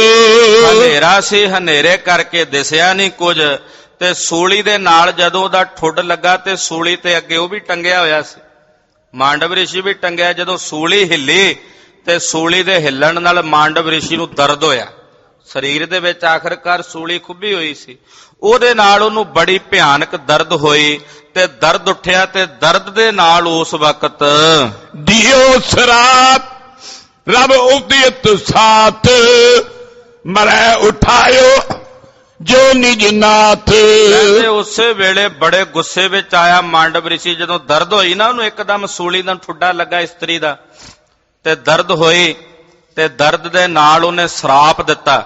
ਸਰਾਪ ਦੇ ਕੇ ਕਹਿਣ ਲੱਗਾ, ਜਿਹਨੂੰ ਮੋਢਿਆਂ ਤੇ ਚੁੱਕੀ ਫਿਰਦੀਆਂ, ਸਵੇਰੇ ਸੂਰਜ ਚੜ੍ਹਦਿਆਂ ਇਹਦੀ ਮੌਤ ਹੋ ਜਾਏ। ਇਹ ਸਰਾਪ ਦੇ ਦਿੱਤਾ ਮਾਂਡਵ ਰਿਸ਼ੀ ਨੇ ਵੀ ਆ ਜਿਹੜਾ ਤੂੰ ਆਪਣਾ ਨਾਥ ਆਪਣੇ ਮੋਢਿਆਂ ਤੇ ਚੁੱਕੀ ਫਿਰਦੀ ਐ, ਵੀ ਇਹਦੇ ਵੱਲ ਤੇਰਾ ਧਿਆਨ ਹੈ, ਮੇਰੇ ਵੱਲ ਧਿਆਨ ਨਹੀਂ ਆਇਆ ਵੀ ਮੈਂ ਸੂਲੀ ਤੇ ਟੰਗਿਆ ਹੋਇਆ ਤੇ ਸੂਲੀ ਨਾਲ ਤੇਰਾ ਠੁੱਡਾ ਲੱਗਾ, ਥੱਲੇ ਵੇਖ ਕੇ ਨਹੀਂ ਟੁਰ ਸਕਦੀ। ਕਹਿੰਦੇ ਉਹਨੇ ਬੜੇ ਕ੍ਰੋਧ ਵਿੱਚ ਆ ਕੇ ਸਰਾਪ ਦਿੱਤਾ ਵੀ ਤੇਰਾ ਇਹ ਨਾਥ ਸਵੇਰ ਹੁੰਦਿਆਂ, ਦਿਨ ਚੜ੍ਹਦਿਆਂ, ਸੂਰਜ ਦੇ ਉਦੈ ਹੁੰਦਿਆਂ ਇਹਦੀ ਮੌਤ ਹੋ ਜਾਏਗੀ। ਸੁਨ ਪਤੀ ਬ੍ਰਤਾ ਬਹੁ ਦੁੱਖ ਪਾਵਾ, ਬਿਨ ਜਾਣੇ ਮੈਂ ਤੋਏ ਛੁਆਵਾ। ਸੁਣ ਕੇ ਉਹ ਜਿਹੜੀ ਪਤਵਰਤਾ ਇਸਤਰੀ ਸੀ, ਬੜੀ ਪੱਕੀ ਸੀ ਆਪਣੇ ਧਰਮ ਵਿੱਚ, ਉਹ ਬੜੀ ਦੁਖੀ ਹੋਈ। ਉਹਨੇ ਹੱਥ ਜੋੜੇ ਆਖਿਆ, ਰਿਸ਼ੀਵਰ ਮੈਨੂੰ ਮਾਫ ਕਰਿਆ ਜੇ, ਵੀ ਮੈਂ ਵੇਖ ਨਹੀਂ ਸਕੀ, ਹਨੇਰਾ ਸੀ, ਹਨੇਰੇ ਕਰਕੇ ਤਿਮਰ ਕਰਕੇ ਮੈਨੂੰ ਪਤਾ ਨਹੀਂ ਲੱਗਾ ਵੀ ਅੱਗੇ ਸੂਲੀ ਤੇ ਤੁਸੀਂ ਟੰਗੇ ਹੋਏ ਹੋ, ਨਾ ਮੈਨੂੰ ਸੂਲੀ ਨਜ਼ਰ ਆਈ ਨਾ ਤੁਸੀਂ ਨਜ਼ਰ ਆਏ ਹੋ, ਤੇ ਮੇਰੇ ਕੋਲੋਂ ਇਹ ਅਣਜਾਣ ਪੁਣੇ ਵਿੱਚ ਭੁੱਲ ਹੋਈ ਹੈ। ਹੋਏ ਪ੍ਰਾਤ ਪਤੀ ਮਮ ਮਰ ਜਾਏ, ਜਾਂ ਤੇ ਨੈ ਸੂਰਜ ਨਿਕਸਾਏ। ਅੱਗੋਂ ਇਸਤਰੀ ਬੋਲੀ, ਕਹਿਣ ਲੱਗੀ, ਹੈ ਰਿਸ਼ੀਵਰ, ਮੇਰੇ ਕੋਲੋਂ ਤਾਂ ਇਹ ਪਾਪ ਹੋਇਆ ਅਣਜਾਣ ਪੁਣੇ ਵਿੱਚ। ਜੇ ਤੇਰੇ ਕਹਿਣ ਮੁਤਾਬਕ ਵੀ ਸਵੇਰ ਹੁੰਦਿਆਂ, ਕਿਉਂਕਿ ਤੂੰ ਰਿਸ਼ੀਆਂ, ਤੇਰਾ ਸਰਾਪ ਵੀ ਜਿਹੜਾ ਝੂਠਾ ਨਹੀਂ ਜਾ ਸਕਦਾ, ਤੂੰ ਰਿਸ਼ੀਆਂ ਕਹਿ ਦਿੱਤਾ ਵੀ ਸੂਰਜ ਉਦੇ ਹੁੰਦਿਆਂ ਇਹਦੀ ਮੌਤ ਹੋ ਜਾਏਗੀ, ਤੇ ਮੈਂ ਵੀ ਸਤੀ ਆ, ਤੇ ਮੈਂ ਵੀ ਇਹ ਬਚਨ ਕਰਦੀਆਂ ਵੀ ਫਿਰ ਸਵੇਰੇ ਸੂਰਜ ਚੜ੍ਹਨ ਹੀ ਨਹੀਂ ਲੱਗਾ।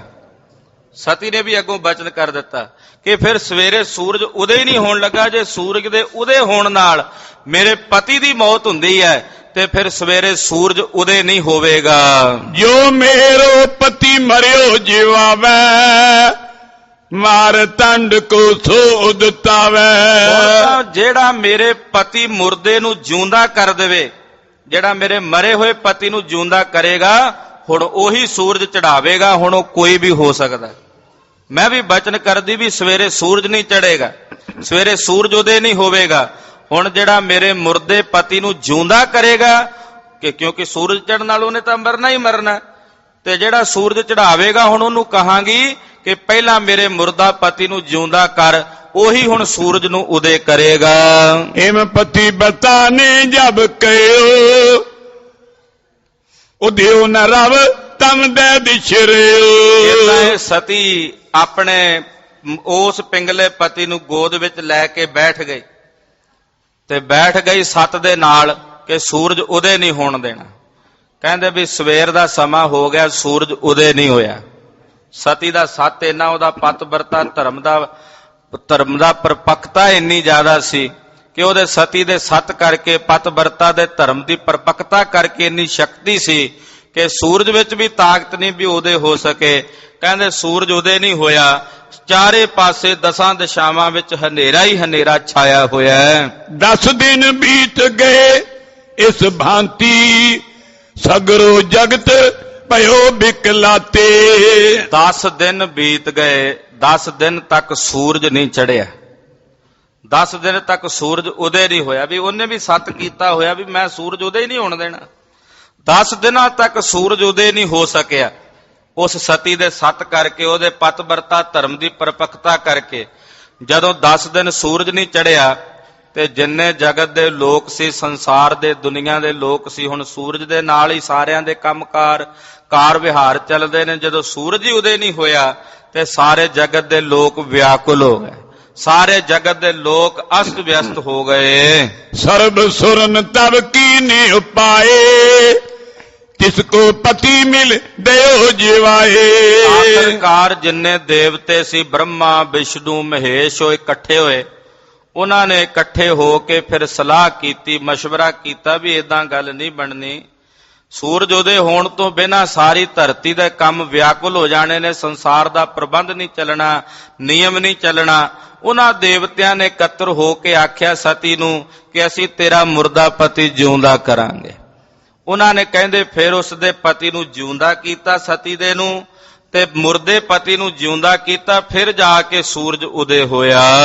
ਏਮ ਪਤੀ ਬ੍ਰਤਾ ਬਿਖੈ ਬੋ ਬਲ ਹੈ, ਤਰੇ ਸ਼ਕਤ ਗਮਨੇ ਸਭ ਥਲ ਹੈ। ਮਹਾਰਾਜ ਜੀ ਕਹਿਣ ਲੱਗੇ ਏਦਾਂ ਇਹ ਬਚਨ ਹੋਇਆ ਉਸ ਪਤਵਰਤਾ ਧਰਮ ਚ ਪੱਕੀ ਇਸਤਰੀ ਦਾ।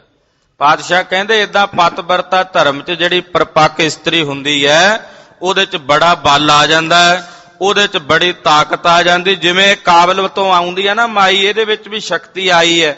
ਇਹ ਆਪਣੇ ਪਤੀ ਦੀ ਸੇਵਾ ਕਰਕੇ ਆਈ ਹੈ। ਪਤਵਰਤਾ ਧਰਮ ਚ ਪਰਪੱਕ ਰਹਿ ਕੇ ਇਹਦੇ ਚ ਸ਼ਕਤੀ ਆਈ ਹੈ ਕਿ ਆਪਣੀ ਇਸ ਸ਼ਕਤੀ ਦੇ ਬਲ ਨਾਲ ਇਹ ਜਿੱਥੇ ਮਰਜ਼ੀ ਜਾ ਸਕਦੀ ਹੈ, ਜਿੱਥੇ ਮਰਜ਼ੀ ਵਿਚਰ ਸਕਦੀ ਹੈ। ਜਾਂ ਤੇ ਕਾਬਲ ਤੇ ਚਲ ਆਈ, ਇੱਕ ਪਤੀ ਬਤਾ ਪੁਨ ਸੇਵ ਕਮਾਏ। ਮਹਾਰਾਜ ਜੀ ਕਹਿੰਦੇ ਇਸ ਕਰਕੇ ਕਾਬਲ ਤੋਂ ਚੱਲ ਕੇ ਆਉਂਦੀ ਹੈ। ਇੱਕ ਤਾਂ ਇਹ ਪਤਵਰਤਾ, ਇਹਦੀ ਸ਼ਕਤੀ ਹੈ ਇਹਦੇ ਵਿੱਚ, ਦੂਜੀ ਇਹਨੇ ਗੁਰੂ ਘਰ ਦੀ ਸੇਵਾ ਕੀਤੀ ਹੈ, ਉਹਦੀ ਵੀ ਸ਼ਕਤੀ। ਇਹਦੇ ਚ ਤਾਂ ਦੋਹਰੀਆਂ ਸ਼ਕਤੀਆਂ ਹੋ ਗਈਆਂ। ਇੱਕ ਤਾਂ ਪਤਵਰਤਾ ਧਰਮ ਪਾਲਿਆ, ਦੂਜਾ ਗੁਰੂ ਘਰ ਦੀ ਇਹਨੇ ਸੇਵਾ ਕੀਤੀ ਹੈ ਤੇ ਗੁਰੂ ਘਰ ਦੀ ਸੇਵਾ ਕਰਕੇ ਇਹਦੇ ਵਿੱਚ ਸ਼ਕਤੀ ਆਈ ਹੈ। ਸਤਿਗੁਰ ਧਿਆਨ ਧਰੈ ਦਿਨ ਰੈਨ ਭਈ ਅਧਿਕ ਸ਼ਕਤੀ ਗਨ ਐਨ। ਇਹ ਗੁਰੂ ਦਾ ਧਿਆਨ ਰਾਤ ਦਿਨ ਆਪਣੇ ਹਿਰਦੇ 'ਚ ਧਾਰਦੀ ਹੈ। ਗੁਰੂ ਕੀ ਮੂਰਤ ਇਹਦੇ ਹਿਰਦੇ ਵਿੱਚ ਵਸਦੀ ਹੈ। ਗੁਰ ਕੀ ਮੂਰਤ ਮਨ ਮੈਂ ਧਿਆਨ, ਗੁਰ ਕਾ ਸ਼ਬਦ ਮੰਤਰ ਮਨ ਮਾਨ। ਇਹ ਅਵਸਥਾ ਇਸ ਮਾਈ ਦੀ ਬਣੀ ਹੋਈ ਹੈ। ਇਹਦੇ ਅੰਦਰ ਗੁਰੂ ਦਾ ਧਿਆਨ ਵਸਦਾ ਹੈ। ਗੁਰੂ ਦੀ ਮੂਰਤ ਹਿਰਦੇ ਵਿੱਚ ਵਸਦੀ, ਰਾਤ ਦਿਨ ਉਹ ਮੂਰਤ ਵਸਾ ਕੇ ਰੱਖਦੇ। ਇਸ ਕਰਕੇ ਇਹ ਸ਼ਕਤੀ ਦਾ ਘਰ ਬਣ ਗਈ ਹੈ। ਇਹਦੇ 'ਚ ਬੇਅੰਤ ਸ਼ਕਤੀਆਂ ਆ ਗਈਆਂ ਨੇ, ਬੇਅੰਤ ਅਜਮਤਾਂ ਕਰਾਮਾਤਾਂ ਦੀ ਇਹ ਮਾਲਕ ਬਣ ਗਈ ਹੈ। ਗ੍ਰਸਤ ਬਿਖੈ ਜੇ ਭਗਤ ਕਰਨ ਤੇ ਗੁਰ ਸੇ ਮੈਂ ਪ੍ਰਭ ਕੋ ਸਿਮਰਨ ਤੇ। ਮਹਾਰਾਜ ਜੀ ਕਹਿੰਦੇ ਜਿਹੜੇ ਗ੍ਰਸਤ ਆਸ਼ਰਮ 'ਚ ਰਹਿ ਕੇ ਭਗਤੀ ਕਰਦੇ ਨੇ, ਜ਼ਰੂਰੀ ਨਹੀਂ ਕਿ ਸੰਨਿਆਸੀਆਂ ਨੂੰ ਸ਼ਕਤੀਆਂ ਰਿੱਧੀਆਂ ਸਿੱਧੀਆਂ ਫੁਰਦੀਆਂ ਨੇ। ਪਾਤਸ਼ਾਹ ਕਹਿੰਦੇ ਗ੍ਰਸਤੀਆਂ ਨੂੰ ਵੀ ਫੁਰ ਸਕਦੀਆਂ ਨੇ। ਜਿਵੇਂ ਆ ਪਤਵਰਤਾ ਧਰਮ 'ਚ ਪੱਕੀ ਇਸਤਰੀ ਇਹਨੂੰ ਫੁਰੀਆਂ ਨੇ ਨਾ, ਪਰ ਇਹ ਫਿਰ ਵੀ ਸੇਵਾ ਨਹੀਂ ਇਹਨੇ ਛੱਡੀ। ਰਿੱਧੀਆਂ ਸਿੱਧੀਆਂ ਆ ਗਈਆਂ, ਸੇਵਾ ਫਿਰ ਕਰਦੀ ਰਹੀ ਹੈ। ਮਹਾਰਾਜ ਜੀ ਕਹਿੰਦੇ ਏਦਾਂ ਜਿਹੜੇ ਗ੍ਰਸਤ ਆਸ਼ਰਮ ਵਿੱਚ ਰਹਿ ਕੇ ਵੀ ਭਗਤੀ ਕਰਦੇ ਨੇ, ਗੁਰੂ ਦੀ ਸੇਵਾ ਕਰਕੇ ਪ੍ਰਭੂ ਪਰਮੇਸ਼ਰ ਦਾ ਸਿਮਰਨ ਕਰਦੇ ਹਨ। ਤਿੰਨ ਸਮਾਨ ਦੂਸਰ ਨ ਹੋਏ। ਉਹਨਾਂ ਦੇ ਸਮਾਨ ਕੋਈ ਦੂਸਰਾ ਨਹੀਂ ਹੋ ਸਕਦਾ। ਉਹ ਸਭ ਤੋਂ ਉੱਤਮ ਨੇ, ਉਹ ਸਭ ਤੋਂ ਸਰਵੋਤਮ ਨੇ, ਭਾਵੇਂ ਗ੍ਰਸਤੀ ਕਿਉਂ ਨਾ ਹੋਣ। ਜਿਹੜਾ ਗ੍ਰਸਤ ਆਸ਼ਰਮ 'ਚ ਰਹਿ ਕੇ ਵੀ ਪਰਮੇਸ਼ਰ ਦੀ ਭਗਤੀ ਕਰਦਾ, ਅਕਾਲ ਪੁਰਖ ਦੀ ਸੇਵਾ ਸਿਮਰਨ ਵਿੱਚ ਜੁੜਦਾ ਹੈ, ਉਹ ਗ੍ਰਸਤੀ ਸਭ ਤੋਂ ਉੱਤਮ ਹੈ। ਭਾਵੇਂ ਉਹਦੇ ਸਾਹਮਣੇ ਕੋਈ ਸੰਨਿਆਸੀ ਬੈਠਾ, ਉਹ ਸੰਨਿਆਸੀਆਂ ਤੋਂ ਵੀ ਉੱਤਮ ਹੈ। ਉਹਦਾ ਧਰਮ ਸਭ ਤੋਂ ਸ੍ਰੇਸ਼ਟ ਹੈ। ਸੁਨ ਗੁਰ ਤੇ ਹਰਖੇ ਸਭ ਕੋਏ। ਇਹ ਕਥਾ ਧੰਨ ਗੁਰੂ ਅਮਰਦਾਸ ਗਰੀਬ ਨਵਾਜ ਸਾਹਿਬ ਸੱਚੇ ਪਾਤਸ਼ਾਹ ਜੀ ਮਹਾਰਾਜ ਜੀ ਨੇ ਸਾਰਿਆਂ ਸਿੱਖਾਂ ਨੂੰ ਸੁਣਾਈ। ਜਿੰਨੇ ਸਿੱਖ ਬੈਠੇ ਸਨ, ਜਿਨ੍ਹਾਂ ਨੇ ਆ ਕੇ ਬੇਨਤੀ ਕਰਕੇ ਪੁੱਛਿਆ ਸੀ ਉਸ ਮਾਈ ਬਾਰੇ, ਕਾਬਲ ਵਾਲੀ ਮਾਈ ਬਾਰੇ, ਤੇ ਸਤਿਗੁਰੂ ਜੀ ਨੇ ਸਾਰਾ ਪ੍ਰਸੰਗ ਸੁਣਾਇਆ। ਸੁਣ ਕੇ ਸਾਰੇ ਸਿੱਖ ਬੜੇ ਖੁਸ਼ ਹੋਏ, ਪ੍ਰਸੰਨ ਹੋਏ। ਧੰਨ ਧੰਨ ਤੁਮ ਪ੍ਰਭੂ ਕਿਰਪਾਲੂ, ਦਾਤਾ ਸ਼ਕਤ ਬ੍ਰਿੰਦ ਵਿਸਾਲੂ। ਕਹਿਣ ਲੱਗੇ ਸਤਿਗੁਰੂ ਜੀ ਤੁਸੀਂ ਧੰਨ ਹੋ, ਧੰਨ ਹੋ, ਧੰਨ ਹੋ, ਧੰਨ ਹੋ ਗਰੀਬ ਨਵਾਜ ਦਇਆਨੰਦ ਸਾਹਿਬ ਸੱਚੇ ਪਾਤਸ਼ਾਹ। ਤੁਸੀਂ ਸਰਬ ਸ਼ਕਤੀਆਂ ਦੇ ਦਾਤੇ ਹੋ। ਤੁਹਾਡੇ 'ਚ ਹੀ ਸਾਰੀਆਂ ਸ਼ਕਤੀਆਂ ਨੇ। ਜਿਹੜੇ ਤੁਹਾਡੀ ਸੇਵਾ ਕਰਦੇ ਨੇ, ਭਾਵੇਂ ਉਹ ਪਤਵਰਤਾ ਧਰਮ 'ਚ ਪਰਪੱਕ ਰਹਿੰਦੇ ਨੇ, ਉਹਨਾਂ ਨੂੰ ਵੀ ਜੇ ਕੋਈ ਸ਼ਕਤੀ ਮਿਲਦੀ ਤੇ ਤੁਹਾਡੇ 'ਚੋਂ ਮਿਲਦੀ ਹੈ। ਤੁਸੀਂ ਸ਼ਕਤੀ ਦੇ ਘਰ ਹੋ। ਸਭ ਸ਼ਕਤੀਆਂ ਮਹਾਰਾਜ ਸੱਚੇ ਪਾਤਸ਼ਾਹ ਤੁਹਾਡੇ ਤਾਬਿਆਂ ਨੇ, ਤੁਹਾਡੇ ਹੀ ਅਧੀਨ ਹਨ। ਪੁਨ ਸੋ ਮਾਈ ਨਿਕਟ ਕਾਰੇ, ਕਰੀ ਨਿਹਾਲ ਸੁਗਿਰਾ ਉਚਾਰੇ। ਇਹਦਾ ਬਚਨ ਬਿਲਾਸ ਸਿੱਖਾਂ ਨਾਲ ਕਰਕੇ ਸਤਿਗੁਰਾਂ ਨੇ ਹੁਕਮ ਕੀਤਾ ਵੀ ਉਹ ਮਾਈ ਨੂੰ ਸਾਡੇ ਕੋਲ ਸੱਦ ਕੇ ਲਿਆਓ, ਜਿਹੜੀ ਕਾਬਲ ਤੋਂ ਆਉਂਦੀ। ਉਹ ਮਾਈ ਨੂੰ ਸਤਿਗੁਰਾਂ ਨੇ ਆਪਣੇ ਕੋਲ ਸੱਦਿਆ, ਕੋਲ ਬੁਲਾਇਆ, ਤੇ ਕੋਲ ਬੁਲਾ ਕੇ ਸਤਿਗੁਰਾਂ ਨੇ ਉਸ ਮਾਈ ਨੂੰ ਵੀ ਨਿਹਾਲ ਕਰ ਦਿੱਤਾ। ਤੇ ਨਿਹਾਲ ਕਰਦਿਆਂ ਉਸ ਮਾਈ ਨੂੰ, ਕਿਉਂਕਿ ਰਿੱਧੀਆਂ ਸਿੱਧੀਆਂ ਫੁਰਨੀਆਂ ਜਾਂ ਸ਼ਕਤੀਆਂ ਫੁਰਨੀਆਂ, ਇਹਨਾਂ ਤੋਂ ਪਰੇ ਦੀ ਅਵਸਥਾ ਹੈ। ਆਤਮਾ ਦਾ ਗਿਆਨ ਜਿਹੜਾ ਹੈ, ਉਹ ਉਰੇ ਦੀਆਂ ਗੱਲਾਂ ਨਹੀਂ, ਉਹ ਪਰੇ ਦੀਆਂ ਬਾਤਾਂ ਨੇ। ਇਹਨਾਂ ਤੋਂ ਵੀ ਪਰੇ ਦੀ ਖੇਡ ਹੈ। ਉਹ ਤਾਂ ਬਣਦੀ ਹੈ ਜਦੋਂ ਗੁਰੂ ਦੀ ਕਿਰਪਾ ਹੋਵੇ। ਸਤਿਗੁਰਾਂ ਦੀ ਦਇਆ ਬਿਨਾਂ ਗਿਆਨ ਦੀ, ਬ੍ਰਹਮ ਗਿਆਨ ਦੀ ਪ੍ਰਾਪਤੀ ਨਹੀਂ ਹੁੰਦੀ। ਤਦੇ ਸਤਿਗੁਰੂ ਜੀ ਦੇ ਬਚਨ ਨੇ, ਕੁੰਭੇ ਬੱਧਾ ਜਲ ਰਹਿ, ਜਲ ਬਿਨ ਕੁੰਭ ਨਾ ਹੋਏ। ਗਿਆਨ ਕਾ ਬੱਧਾ ਮਨ ਰਹਿ, ਗੁਰ ਬਿਨ ਗਿਆਨ ਨਾ ਹੋਏ। ਗਿਆਨ ਗੁਰੂ ਤੋਂ ਬਿਨਾਂ ਨਹੀਂ ਹੋ ਸਕਦਾ। ਉਹ ਗਿਆਨ ਸਤਿਗੁਰਾਂ ਨੇ ਬਖਸ਼ਣਾ ਸੀ। ਮਾਈ ਨੂੰ ਸੱਦ ਲਿਆ, ਕਾਬਲ ਵਾਲੀ ਨੂੰ, ਤੇ ਸੱਦ ਕੇ ਨਿਹਾਲ ਕਰਨ ਵਾਸਤੇ ਬਚਨ ਬੋਲੇ।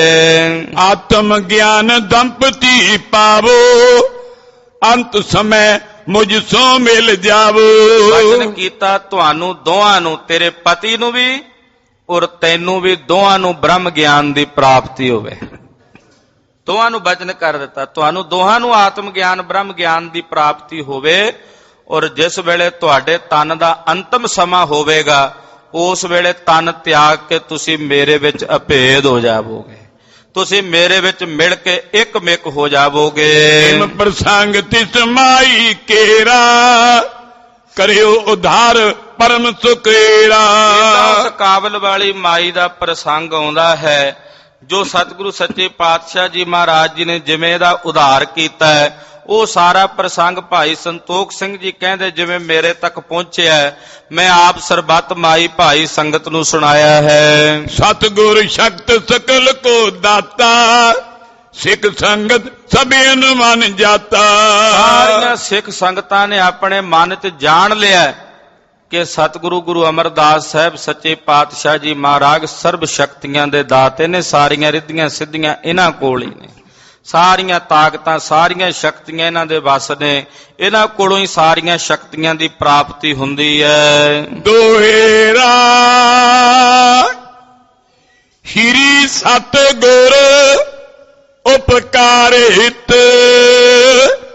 ਤੀਰਥ ਰਚਿਓ ਵਿਸਾਲ। ਧੰਨ ਗੁਰੂ ਅਮਰਦਾਸ ਸਾਹਿਬ ਜੀ ਮਹਾਰਾਜ ਜੀ ਨੇ ਬੜਾ ਵੱਡਾ ਉਪਕਾਰ ਕਰਨ ਵਾਸਤੇ ਜੀਵਾਂ ਤੇ ਬੜਾ ਵੱਡਾ ਮਹਾਨ ਤੀਰਥ ਗੋਇੰਦਵਾਲ ਸਾਹਿਬ ਦੀ ਪਵਿੱਤਰ ਪਾਵਨ ਧਰਤੀ ਤੇ ਬੌਲੀ ਸਾਹਿਬ ਲਾ ਕੇ ਤੀਰਥ ਰਚਿਆ।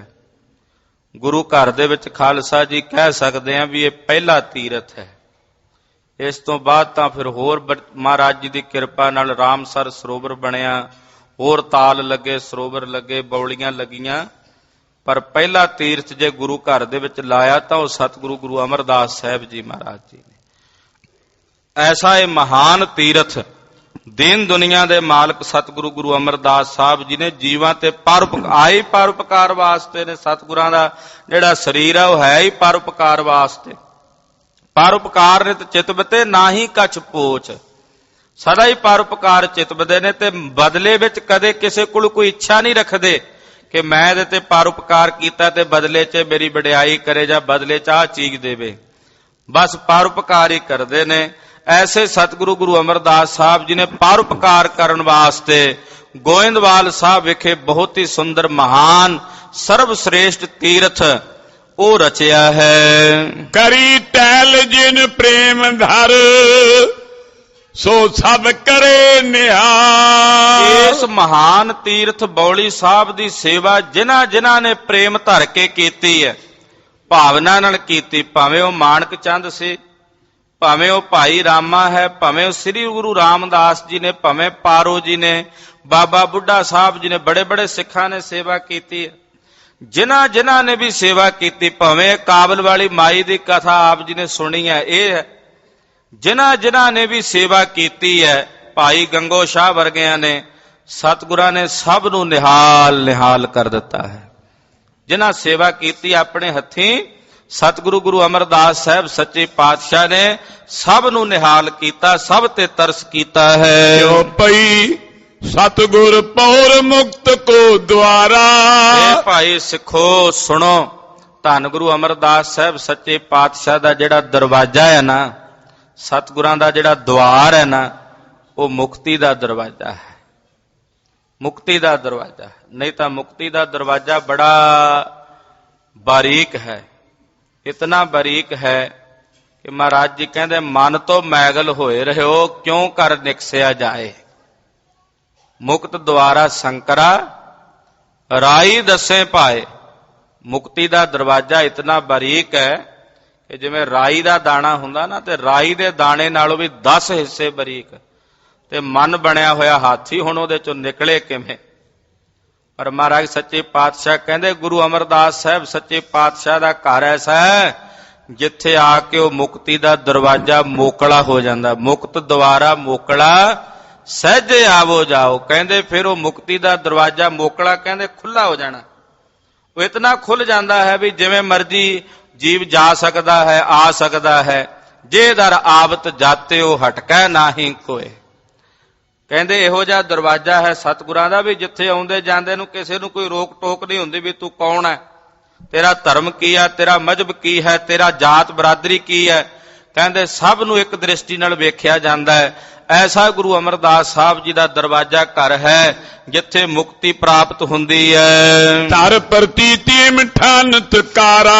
ਇਹਦਾ ਮਨ 'ਚ ਭਰੋਸਾ ਠਾਣ ਕੇ, ਇਹਦਾ ਮਨ 'ਚ ਪ੍ਰਤੀਤ ਧਾਰ ਕੇ, ਪੱਕੀ ਵਿਸ਼ਵਾਸ ਧਾਰਨ ਕਰਕੇ ਗੁਰੂ ਕੇ ਸਿੱਖ ਕਾਰ ਸੇਵਾ ਕਰ ਰਹੇ ਨੇ।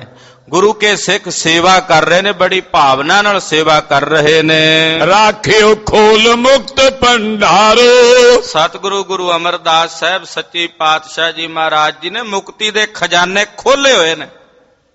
ਮੁਕਤੀ ਦਾ ਭੰਡਾਰਾ ਕਹਿੰਦੇ ਨੇ ਖਜ਼ਾਨੇ ਨੂੰ। ਕਹਿੰਦੇ ਇਸ ਤਰ੍ਹਾਂ ਕਹਿ ਲਈਏ ਵੀ ਸਤਿਗੁਰੂ ਜੀ ਨੇ ਮੁਕਤੀ ਦੇ ਖਜ਼ਾਨੇ ਖੋਲੇ ਹੋਏ ਹਨ। ਜਿਉਂ ਜਿਉਂ ਬਖਸ਼ਿਤ ਹੋਤ ਉਦਾਰੋ। ਤੇ ਕਹਿੰਦੇ ਦੋਹਾਂ ਹੱਥਾਂ ਨਾਲ ਵੰਡੀ ਜਾਂਦੇ ਨੇ। ਆਜੋ ਭਾਈ ਲੈ ਲਓ ਮੁਕਤੀ ਜਿਹਨੇ ਲੈਣੀ ਹੈ। ਮੁਕਤੀ ਤਾਂ ਸਾਰੇ ਹੀ ਚਾਹੁੰਦੇ ਨੇ, ਦੁੱਖਾਂ ਤੋਂ ਮੁਕਤੀ ਕਿਹੜਾ ਨਹੀਂ ਚਾਹੁੰਦਾ। ਆਪਾਂ ਜਿੰਨੇ ਆਏ ਆ ਸਭ ਚਾਹੁੰਦੇ ਆ ਵੀ ਸਾਡੀ ਦੁੱਖਾਂ ਤੋਂ ਖਲਾਸੀ ਹੋ ਜਾਏ, ਦੁੱਖਾਂ ਤੋਂ ਮੁਕਤੀ ਹੋ ਜਾਏ। ਇਹਨੂੰ ਹੀ ਮੁਕਤੀ ਕਹਿੰਦੇ ਨੇ, ਦੁੱਖਾਂ ਤੋਂ ਛੁੱਟ ਜਾਣਾ। ਮੁਕਤੀ ਦਾ ਮਤਲਬ ਇਹ ਨਹੀਂ ਹੈ ਕਿ ਮਰਨ ਤੋਂ ਬਾਅਦ ਹੀ ਮੁਕਤੀ ਮਿਲਦੀ ਹੈ। ਮੁਕਤੀ ਦਾ ਮਤਲਬ ਹੈ ਸਰੀਰ 'ਚ ਰਹਿੰਦਿਆਂ ਹੋਇਆਂ ਵੀ ਸਾਰਿਆਂ ਦੁੱਖਾਂ ਤੋਂ, ਕਲੇਸ਼ਾਂ ਤੋਂ, ਵਿਘਨਾਂ ਤੋਂ ਖਲਾਸੀ ਹੋ ਜੇ ਵੀ ਮੁਕਤੀ ਹੈ। ਤੇ ਗੁਰੂ ਅਮਰਦਾਸ ਸਾਹਿਬ ਨੇ ਇਹੋ ਜਿਹੀ ਮੁਕਤੀ ਦੇ ਖਜ਼ਾਨੇ ਖੋਲੇ ਹੋਏ ਤੇ ਦੋਹਾਂ ਹੱਥਾਂ ਨਾਲ ਵੰਡੀ ਜਾਂਦੇ ਨੇ। ਜਿਹੜਾ ਜਿਹੜਾ ਸੇਵਾ ਕਰਦਾ, ਪ੍ਰਤੀਤ ਧਾਰ ਕੇ ਸੇਵਾ ਕਰਦਾ, ਦੋਹਾਂ ਹੱਥਾਂ ਦੇ ਨਾਲ ਸਤਿਗੁਰੂ ਸੱਚੇ ਪਾਤਸ਼ਾਹ ਜਿਵੇਂ ਜਿਵੇਂ ਖਜ਼ਾਨਾ ਵੰਡਦੇ ਨੇ ਨਾ ਮੁਕਤੀ ਦਾ, ਸਗੋਂ ਖਜ਼ਾਨਾ ਹੋਰ ਵੱਧਦਾ ਚਲਿਆ ਜਾਂਦਾ, ਹੋਰ ਵੱਧਦਾ ਚਲਿਆ ਜਾਂਦਾ। ਜਿਵੇਂ ਵੰਡਦੇ ਨੇ ਉਦਾਂ ਹੋਰ ਵੱਧਦਾ ਚਲਿਆ ਜਾਂਦਾ। ਇਹ ਖਜ਼ਾਨਾ ਹੀ ਐਸਾ ਤਿਚਰ ਮੂਲ ਨਾ ਥੁੜੀਂਦੋ, ਜਿਚਰ ਆਪ ਕਿਰਪਾਲ, ਸ਼ਬਦ ਅਖੁੱਟ ਬਾਬਾ ਨਾਨਕਾ, ਖਾਹੇ ਖਰਚ ਧਨ ਮਾਲ। ਪਿਉ ਦਾਦੇ ਕਾ ਖੋਲ ਡਿਠਾ ਖਜ਼ਾਨਾ, ਤਾਂ ਮੇਰਾ ਮਨ ਭਇਆ ਨਿਧਾਨਾ। ਖਾਵੋ ਖਰਚੋ ਰਲ ਮਿਲ ਭਾਈ, ਤੋਟ ਨਾ ਆਵੇ ਵਧਦੋ ਜਾਈ। ਇਹ ਖਜ਼ਾਨਾ ਹੀ ਸਤਿਗੁਰੂ ਸੱਚੇ ਪਾਤਸ਼ਾਹ ਦਾ ਐਸਾ ਹੈ ਜਿਹੜਾ ਵੰਡਦਿਆਂ, ਖਾਂਦਿਆਂ, ਖਰਚਦਿਆਂ ਘਟਦਾ ਹੀ ਨਹੀਂ। ਦੋ ਹੱਥਾਂ ਨਾਲ ਵੰਡੀ ਜਾਂਦਾ ਤੇ ਖਜ਼ਾਨਾ ਹੋਰ ਵਧੀ ਜਾਂਦਾ ਹੈ। ਸ਼੍ਰੀ ਗੁਰ ਅਮਰ ਕੇ ਦੇਵ ਤਰਵਰ, ਬੜ ਪ੍ਰਤਾਪ ਵਿਸਤਾਰ ਬਰੋਵਰ। ਇਸ ਤਰ੍ਹਾਂ ਕਹਿ ਲਈਏ ਵੀ ਸ਼੍ਰੀ ਗੁਰੂ ਅਮਰਦਾਸ ਸਾਹਿਬ ਜੀ ਮਹਾਰਾਜ, ਗੁਰੂ ਅਮਰਦਾਸ ਜੀ ਨੇ ਜਾਂ ਕਲਪ ਬ੍ਰਿਛ ਨੇ। ਇੱਕ ਕਲਪ ਬ੍ਰਿਛ ਹੈ ਸਵਰਗਪੁਰੀ ਵਿੱਚ, ਉਹਦੇ ਕੋਲੋਂ ਜਿਹੜਾ ਫਲ ਮੰਗੀਏ, ਜਿਹੜਾ ਫੁੱਲ ਮੰਗੀਏ ਮਿਲਦਾ ਹੈ। ਕਹਿੰਦੇ ਗੁਰੂ ਅਮਰਦਾਸ ਸਾਹਿਬ ਸੱਚੇ ਪਾਤਸ਼ਾਹ ਜੀ ਕਲਪ ਬ੍ਰਿਛ ਦੇ ਸਮਾਨ ਕੁਝ ਤੁਲਨਾ ਦੇ ਰਹੇ ਨੇ ਵੀ ਕਿਸ ਤਰ੍ਹਾਂ ਦਾ ਇਹ ਕਲਪ ਬ੍ਰਿਛ ਹੈ। ਉਹ ਕਲਪ ਬ੍ਰਿਛ ਤਾਂ ਸਵਰਗਪੁਰੀ ਦਾ ਬਿਨਸ ਜਾਂਦਾ, ਮਿਟ ਜਾਂਦਾ, ਮੁੱਕ ਜਾਂਦਾ, ਪਰ ਇਹ ਕਲਪ ਬ੍ਰਿਛ ਸਦਾ ਰਹਿਣ ਵਾਲਾ। ਕਹਿੰਦੇ ਗੁਰੂ ਅਮਰਦਾਸ ਸਾਹਿਬ ਜੀ ਦੇਵ ਤਰੋਵਰ ਦੇ ਸਮਾਨ ਏਡਾ ਵੱਡਾ ਭਾਰੀ ਜਿਹੜਾ ਸਤਿਗੁਰਾਂ ਦਾ ਪ੍ਰਤਾਪ ਹੈ ਨਾ, ਇਹੀ ਉਸ ਕਲਪ ਬ੍ਰਿਛ ਦਾ ਫੈਲਾਵ ਹੈ। ਆਲ ਬਾਲ ਸਤ ਸੰਗਤ ਸੋ ਹੈ। ਜਿਹੜੀ ਸਤਿਗੁਰਾਂ ਦੀ ਸਤ ਸੰਗਤ ਹੈ, ਇਹ ਮਾਨੋ ਸਤਿਗੁਰਾਂ ਦੇ ਰੂਪੀ ਕਲਪ ਬ੍ਰਿਛ ਦੇ ਚਾਰੇ ਪਾਸੇ ਛਿੱਲ ਹੈ। ਜਿਵੇਂ ਦਰਖਤ ਦੇ ਆਲੇ ਦੁਆਲੇ ਛਿੱਲ ਹੁੰਦੀ ਕਲਪ ਬ੍ਰਿਛ ਦੇ, ਕਹਿੰਦੇ ਏਦਾਂ ਗੁਰੂ ਰੂਪੀ ਕਲਪ ਬ੍ਰਿਛ ਦੇ ਆਲੇ ਦੁਆਲੇ ਜਿਹੜੀ ਸਤ ਸੰਗਤ ਹੈ ਨਾ, ਮਾਨੋ ਇਹ ਛਿੱਲ ਹੈ। ਸ਼ੁਭ ਗੁਣ ਗਨ ਦਲ ਸੰਕੁਲ ਸੋ ਹੈ। ਜਿਹੜੇ ਸ਼ੁਭ ਗੁਣਾਂ ਦੇ ਗਣ ਸਮੂਹ ਨੇ, ਇਹ ਗੁਰੂ ਅਮਰਦਾਸ ਰੂਪੀ ਕਲਪ ਬ੍ਰਿਛ ਦੇ ਉੱਤੇ ਪੱਤੇ ਖਿੜੇ ਹੋਏ ਨੇ, ਇਹ ਪੱਤੇ ਲੱਗੇ ਹੋਏ ਨੇ। ਵਿਸ਼ਿਅਨ ਤੇ ਵਿਰਾਗ ਜਿਸ ਛਾਇਆ, ਬ੍ਰਹਮ ਗਿਆਨੀ ਦੇਵਨ ਕੋ ਭਾਇਆ। ਵਿਸ਼ਿਆਂ ਵਿਕਾਰਾਂ ਦੀ ਧੁੱਪ ਤੋਂ ਬਚਾਉਣ ਵਾਸਤੇ ਗੁਰੂ ਅਮਰਦਾਸ ਰੂਪੀ ਤਰੋਵਰ ਦੀ ਜਿਹੜੀ ਵਿਰਾਗ ਰੂਪੀ ਛਾਂ ਹੈ। ਵਿਸ਼ਿਆਂ ਵਿਕਾਰਾਂ ਤੋਂ, ਧੁੱਪ ਤੋਂ ਕਿਵੇਂ ਬਚਿਆ ਜਾਂਦਾ? ਵਿਰਾਗ ਰੂਪੀ ਛਾਂ ਨਾਲ। ਉਰੇ ਵਿਰਾਗ ਰੂਪੀ ਛਾਂ ਗੁਰੂ ਅਮਰਦਾਸ ਰੂਪੀ ਤਰੋਵਰ ਦੇ ਵਿੱਚੋਂ ਮਿਲਦੀ ਹੈ। ਜਿਵੇਂ ਕਲਪ ਬ੍ਰਿਛ ਦੇਵਤਿਆਂ ਨੂੰ ਚੰਗਾ ਲੱਗਦਾ ਹੈ, ਏਦਾਂ ਗੁਰੂ ਅਮਰਦਾਸ ਸਾਹਿਬ ਰੂਪੀ ਕਲਪ ਬ੍ਰਿਛ ਬ੍ਰਹਮ ਗਿਆਨੀ ਗੁਰਸਿੱਖਾਂ ਦੇ ਮਨਾਂ ਨੂੰ ਚੰਗਾ ਲੱਗਦਾ ਹੈ। ਬ੍ਰਹਮ ਗਿਆਨੀ ਸਿੱਖ ਰੂਪੀ ਜਿਹੜੇ ਦੇਵਤੇ ਨੇ, ਉਹਨਾਂ ਦੇ ਮਨ ਨੂੰ ਇਹ ਬ੍ਰਿਛ ਭਾਉਂਦਾ ਹੈ। ਸ਼੍ਰੀ ਸਤਿਗੁਰ ਪਗ ਪੰਕਜ ਸੇਵਾ, ਇਹੀ ਬੀਜ ਉਪਜਨ ਸ਼ੁਭ ਭੇਵਾ। ਸਤਿਗੁਰੂ ਜੀ ਦੇ ਚਰਨਾਂ ਕਮਲਾਂ ਦੀ ਸੇਵਾ ਹੈ। ਉਸ ਸੇਵਾ ਰੂਪੀ ਬੀਜ ਤੋਂ ਮਾਨੋ ਇਹ ਕਲਪ ਬ੍ਰਿਛ ਰੂਪੀ ਜੋ ਗੁਰੂ ਅਮਰਦਾਸ ਰੂਪੀ ਬ੍ਰਿਛ ਹੈ, ਇਹ ਸਤਿਗੁਰਾਂ ਦੀ ਸੇਵਾ ਰੂਪੀ ਬੀਜ ਚੋਂ ਪੈਦਾ ਹੋਇਆ ਹੈ। ਭਗਤੀ ਤੁਚਾ ਕਰਤ ਦ੍ਰਿੜ ਰਾਖਾ। ਔਰ ਭਗਤੀ ਰੂਪੀ ਤੁਚਾ ਜਿਹੜੀ ਹੈ, ਉਹ ਸਤਿਗੁਰੂ ਜੀ ਨੂੰ ਦ੍ਰਿੜ ਕਰਕੇ ਰੱਖਣ ਵਾਲੀ ਹੈ। ਜੈ ਕੈ ਸਿੱਖੀ ਦੀਰਘ ਸਾਖਾ। ਕਿੱਥੇ ਕਿੱਥੇ ਸਤਿਗੁਰਾਂ ਦੀ ਜਿਹੜੀ ਸਿੱਖੀ ਹੈ, ਮਾਨੋ ਇਸ ਕਲਪ ਬ੍ਰਿਛ ਰੂਪੀ ਦਰਖਤ ਦੀਆਂ ਟਹਿਣੀਆਂ ਨੇ ਸਾਰੀਆਂ। ਗੁਰੂ ਅਮਰਦਾਸ ਸਾਹਿਬ ਬ੍ਰਿਛ ਰੂਪ ਉਦਾਂ ਦਾ ਅਲੰਕਾਰ ਬੰਧ ਰਹੇ ਭਾਈ ਸਾਹਿਬ ਜੀ। ਬ੍ਰਿਛ ਜਾਣ ਕੇ, ਕਲਪ ਬ੍ਰਿਛ ਜਾਣ ਕੇ ਅਲੰਕਾਰ। ਕਹਿੰਦੇ ਜਿਵੇਂ ਕਲਪ ਬ੍ਰਿਛ ਦੀਆਂ ਟਹਿਣੀਆਂ ਦਾ ਵਿਸਥਾਰ ਹੁੰਦਾ ਹੈ, ਏਦਾਂ ਗੁਰੂ ਅਮਰਦਾਸ ਸਾਹਿਬ ਜੀ ਰੂਪੀ ਕਲਪ ਬ੍ਰਿਛ ਦੀਆਂ ਜਿਹੜੀਆਂ ਟਹਿਣੀਆਂ ਨੇ, ਉਹ ਗੁਰੂ ਕੀ ਸਿੱਖੀ ਹੈ ਜਿਹੜੀ ਚਾਰੇ ਪਾਸੇ ਵਿਸਤ੍ਰਿਤ ਹੈ। ਸਤ ਅਸਤ ਵਿਵੇਕ ਸ਼ੁਭ ਸੁਮਨਤ, ਸੱਤ ਤੇ ਅਸੱਤ ਦੀ ਵਿਚਾਰ ਕਰਨੀ, ਇਹ ਸ਼ੁਭ ਫੁੱਲ ਲੱਗੇ ਹੋਏ ਨੇ। ਚੈਤ ਰਹਿਤ ਭਗਤ ਗਨ ਸੋ ਮਨਸ, ਔਰ ਜਿਹੜੇ ਮਹਾਰਾਜ ਜੀ ਦੀ ਭਗਤੀ ਕਰਨ ਵਾਲੇ ਭਗਤ ਨੇ ਉਹ ਇਹਨਾਂ ਫੁੱਲਾਂ ਨੂੰ ਚਾਹੁੰਦੇ ਨੇ। ਸੱਤ ਅਸੱਤ ਦੀ ਵਿਵੇਕ ਦੀ ਜਿਹੜੀ ਵਿਚਾਰ ਰੂਪੀ ਫੁੱਲ ਨੇ, ਇਹਨਾਂ ਫੁੱਲਾਂ ਨੂੰ ਗੁਰੂ ਕੇ ਸਿੱਖ ਰੂਪੀ ਮਾਨਸ ਚਾਹੁੰਦੇ ਹਨ। ਯਾਚਕ ਸਿੱਖ ਅਨੇਕ ਜੇ ਆਵਤ, ਮਨੋ ਕਾਮਨਾ ਤਤ ਛਿਨ ਪਾਵਤ। ਜਿਵੇਂ ਕਲਪ ਬ੍ਰਿਛ ਕੋਲੋਂ ਜਿਹੜਾ ਫਲ ਮੰਗੀਏ ਪ੍ਰਾਪਤ ਹੁੰਦਾ, ਏਦਾਂ ਜਿਹੜੇ ਜਾਚਕ ਮੰਗਤੇ ਬਣ ਕੇ ਗੁਰੂ ਅਮਰਦਾਸ ਰੂਪੀ ਕਲਪ ਬ੍ਰਿਛ ਕੋਲ ਆਉਂਦੇ ਨੇ, ਜਿਹੜੀ ਜਿਹੜੀ ਕਾਮਨਾ ਕਰਦੇ ਨੇ ਉਹਨਾਂ ਦੀਆਂ ਉਹ ਕਾਮਨਾਵਾਂ ਗੁਰੂ ਅਮਰਦਾਸ ਸਾਹਿਬ ਜੀ ਪੂਰੀਆਂ ਕਰਦੇ ਨੇ। ਜਿਨ ਕੇ ਬੜੇ ਭਾਗ ਜਗ ਜਾਗੇ, ਸੋ ਗੁਰ ਸੁਰ ਤਰਵਰ ਅਨੁਰਾਗੇ। ਜਿਨ੍ਹਾਂ ਦੇ ਵੱਡੇ ਭਾਗ ਜਾਗੇ ਨੇ ਉਹ ਗੁਰੂ ਅਮਰਦਾਸ ਸਾਹਿਬ ਜੀ ਰੂਪੀ ਇਹੋ ਜਿਹੇ ਦੇਵ ਤਰੋਵਰ ਨਾਲ ਪ੍ਰੇਮ ਕਰਦੇ ਨੇ। ਉਹ ਗੁਰੂ ਅਮਰਦਾਸ ਸਾਹਿਬ ਨਾਲ ਪ੍ਰੇਮ ਕਰਦੇ ਨੇ ਜਿਨ੍ਹਾਂ ਦੇ ਵੱਡੇ ਭਾਗ ਜਾਗੇ ਨੇ, ਜਿਨ੍ਹਾਂ ਦੇ ਚੰਗੇ ਕਰਮ ਜਾਗੇ ਹਨ। ਕੋਸ਼ੀਏ ਟੋਟ ਬੇਤ ਨਿਤ ਰਹੈ, ਦੋਨੋਂ ਹੱਥ ਬਾਂਟਤ ਐ। ਇਹ ਤਾਂ ਸਤਿਗੁਰੂ ਜੀ ਦਾ ਖਜ਼ਾਨਾ ਹੈ ਔਰ ਦੋਹਾਂ ਹੱਥਾਂ ਨਾਲ ਮੇਰੇ ਸਤਿਗੁਰੂ ਗੁਰੂ ਅਮਰਦਾਸ ਸਾਹਿਬ ਜੀ ਸਿੱਖਾਂ ਵਿੱਚ ਵੰਡੀ ਜਾ ਰਹੇ ਨੇ। ਜਗਤ ਬਿਦਤ ਅਜ਼ਮਤ ਕੇ ਦਾਤਾ, ਭੁਗਤ ਮੁਕਤ ਲੈ ਜਿਨੋ ਪਛਾਤਾ। ਸਤਿਗੁਰੂ ਸੱਚੇ ਪਾਤਸ਼ਾਹ ਜੀ ਦੀ ਅਜ਼ਮਤ ਸਾਰੇ ਜਗਤ ਵਿੱਚ ਪ੍ਰਗਟ ਹੈ। ਸਾਰਾ ਸੰਸਾਰ ਇਹ ਗੱਲ ਜਾਣਦਾ ਹੈ ਕਿ ਗੁਰੂ ਅਮਰਦਾਸ ਸਾਹਿਬ ਸੱਚੇ ਪਾਤਸ਼ਾਹ ਜੀ ਅਜ਼ਮਤਾਂ ਦੇ ਕਰਾਮਾਤਾਂ ਦੇ ਦਾਤੇ ਨੇ। ਉਹਨਾਂ ਕੋਲੋਂ ਭੁਗਤੀ ਮੁਕਤੀ ਸਭ ਕੁਝ ਪ੍ਰਾਪਤ ਹੁੰਦਾ ਹੈ। ਭੁਗਤ ਤੇ ਮੁਕਤੀ ਦੇ ਦਾਤੇ ਨੇ। ਸਤਿਗੁਰੂ ਗੁਰੂ ਅਮਰਦਾਸ ਸਾਹਿਬ ਜੀ ਦੀ ਹੋਰ ਕਥਾ ਅੱਗੇ ਚੱਲ ਰਹੀ ਹੈ, ਉਹ ਆਪਾਂ ਅਗਲਿਆਂ ਪ੍ਰਕਰਣਾਂ 'ਚ ਸਰਵਣ ਕਰਾਂਗੇ। ਅੱਜ ਇੱਕ ਪਵਿੱਤਰ ਦਿਹਾੜਾ ਹੈ।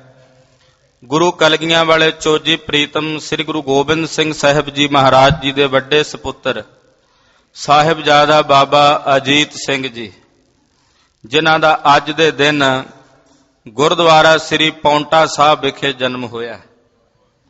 ਤੇ ਉਸ ਵੇਲੇ ਗੁਰੂ ਕਲਗੀਆਂ ਵਾਲੇ ਪਾਤਸ਼ਾਹ ਜੀ ਭੰਗਾਣੀ ਦਾ ਜੰਗ ਲੜ ਕੇ ਮੁੜੇ ਸਨ ਤੇ ਰਸਤੇ ਵਿੱਚ ਹੀ ਸਤਿਗੁਰਾਂ ਨੂੰ ਖਬਰ ਮਿਲੀ। ਸਤਿਗੁਰੂ ਜੀ ਜਦੋਂ ਕਹਿੰਦੇ ਆ ਰਹੇ ਸੀ, ਭਈ ਜੀਤ ਮੇਰੀ ਕਿਰਪਾ ਕਾਲ ਕੇਰੀ, ਰਣੰਗ ਜੀਤ ਆਏ ਜਯੰ ਗੀਤ ਗਾਏ। ਤੇ ਮਹਾਰਾਜ ਜੀ ਨੂੰ ਖਬਰ ਦਿੱਤੀ, ਪਾਤਸ਼ਾਹ ਜੀ ਆਪ ਜੀ ਦੇ ਘਰ ਖੁਸ਼ੀਆਂ ਆਈਆਂ, ਦੋਹਰੀਆਂ ਵਧਾਈਆਂ ਹੋਈਆਂ।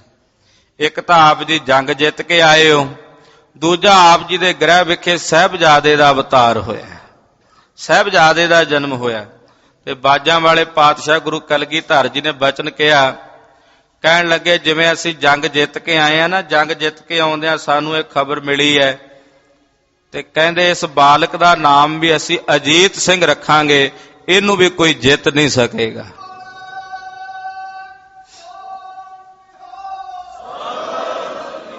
ਇਹ ਵੀ ਅਜੀਤ ਹੋਵੇਗਾ, ਇਹਨੂੰ ਕੋਈ ਜਿੱਤ ਨਹੀਂ ਸਕੇਗਾ। ਅਜੀਤ ਸਿੰਘ ਸਤਿਗੁਰਾਂ ਨੇ ਨਾਮ ਰੱਖਿਆ। ਧੰਨ ਧੰਨ ਬਾਬਾ ਸਾਹਿਬਜ਼ਾਦਾ ਬਾਬਾ ਅਜੀਤ ਸਿੰਘ ਜੀ ਦੇ ਜਨਮ ਦਿਹਾੜੇ ਦੀਆਂ ਸਰਬੱਤ ਸੰਗਤਾਂ ਨੂੰ ਵਧਾਈਆਂ। ਵਾਹਿਗੁਰੂ।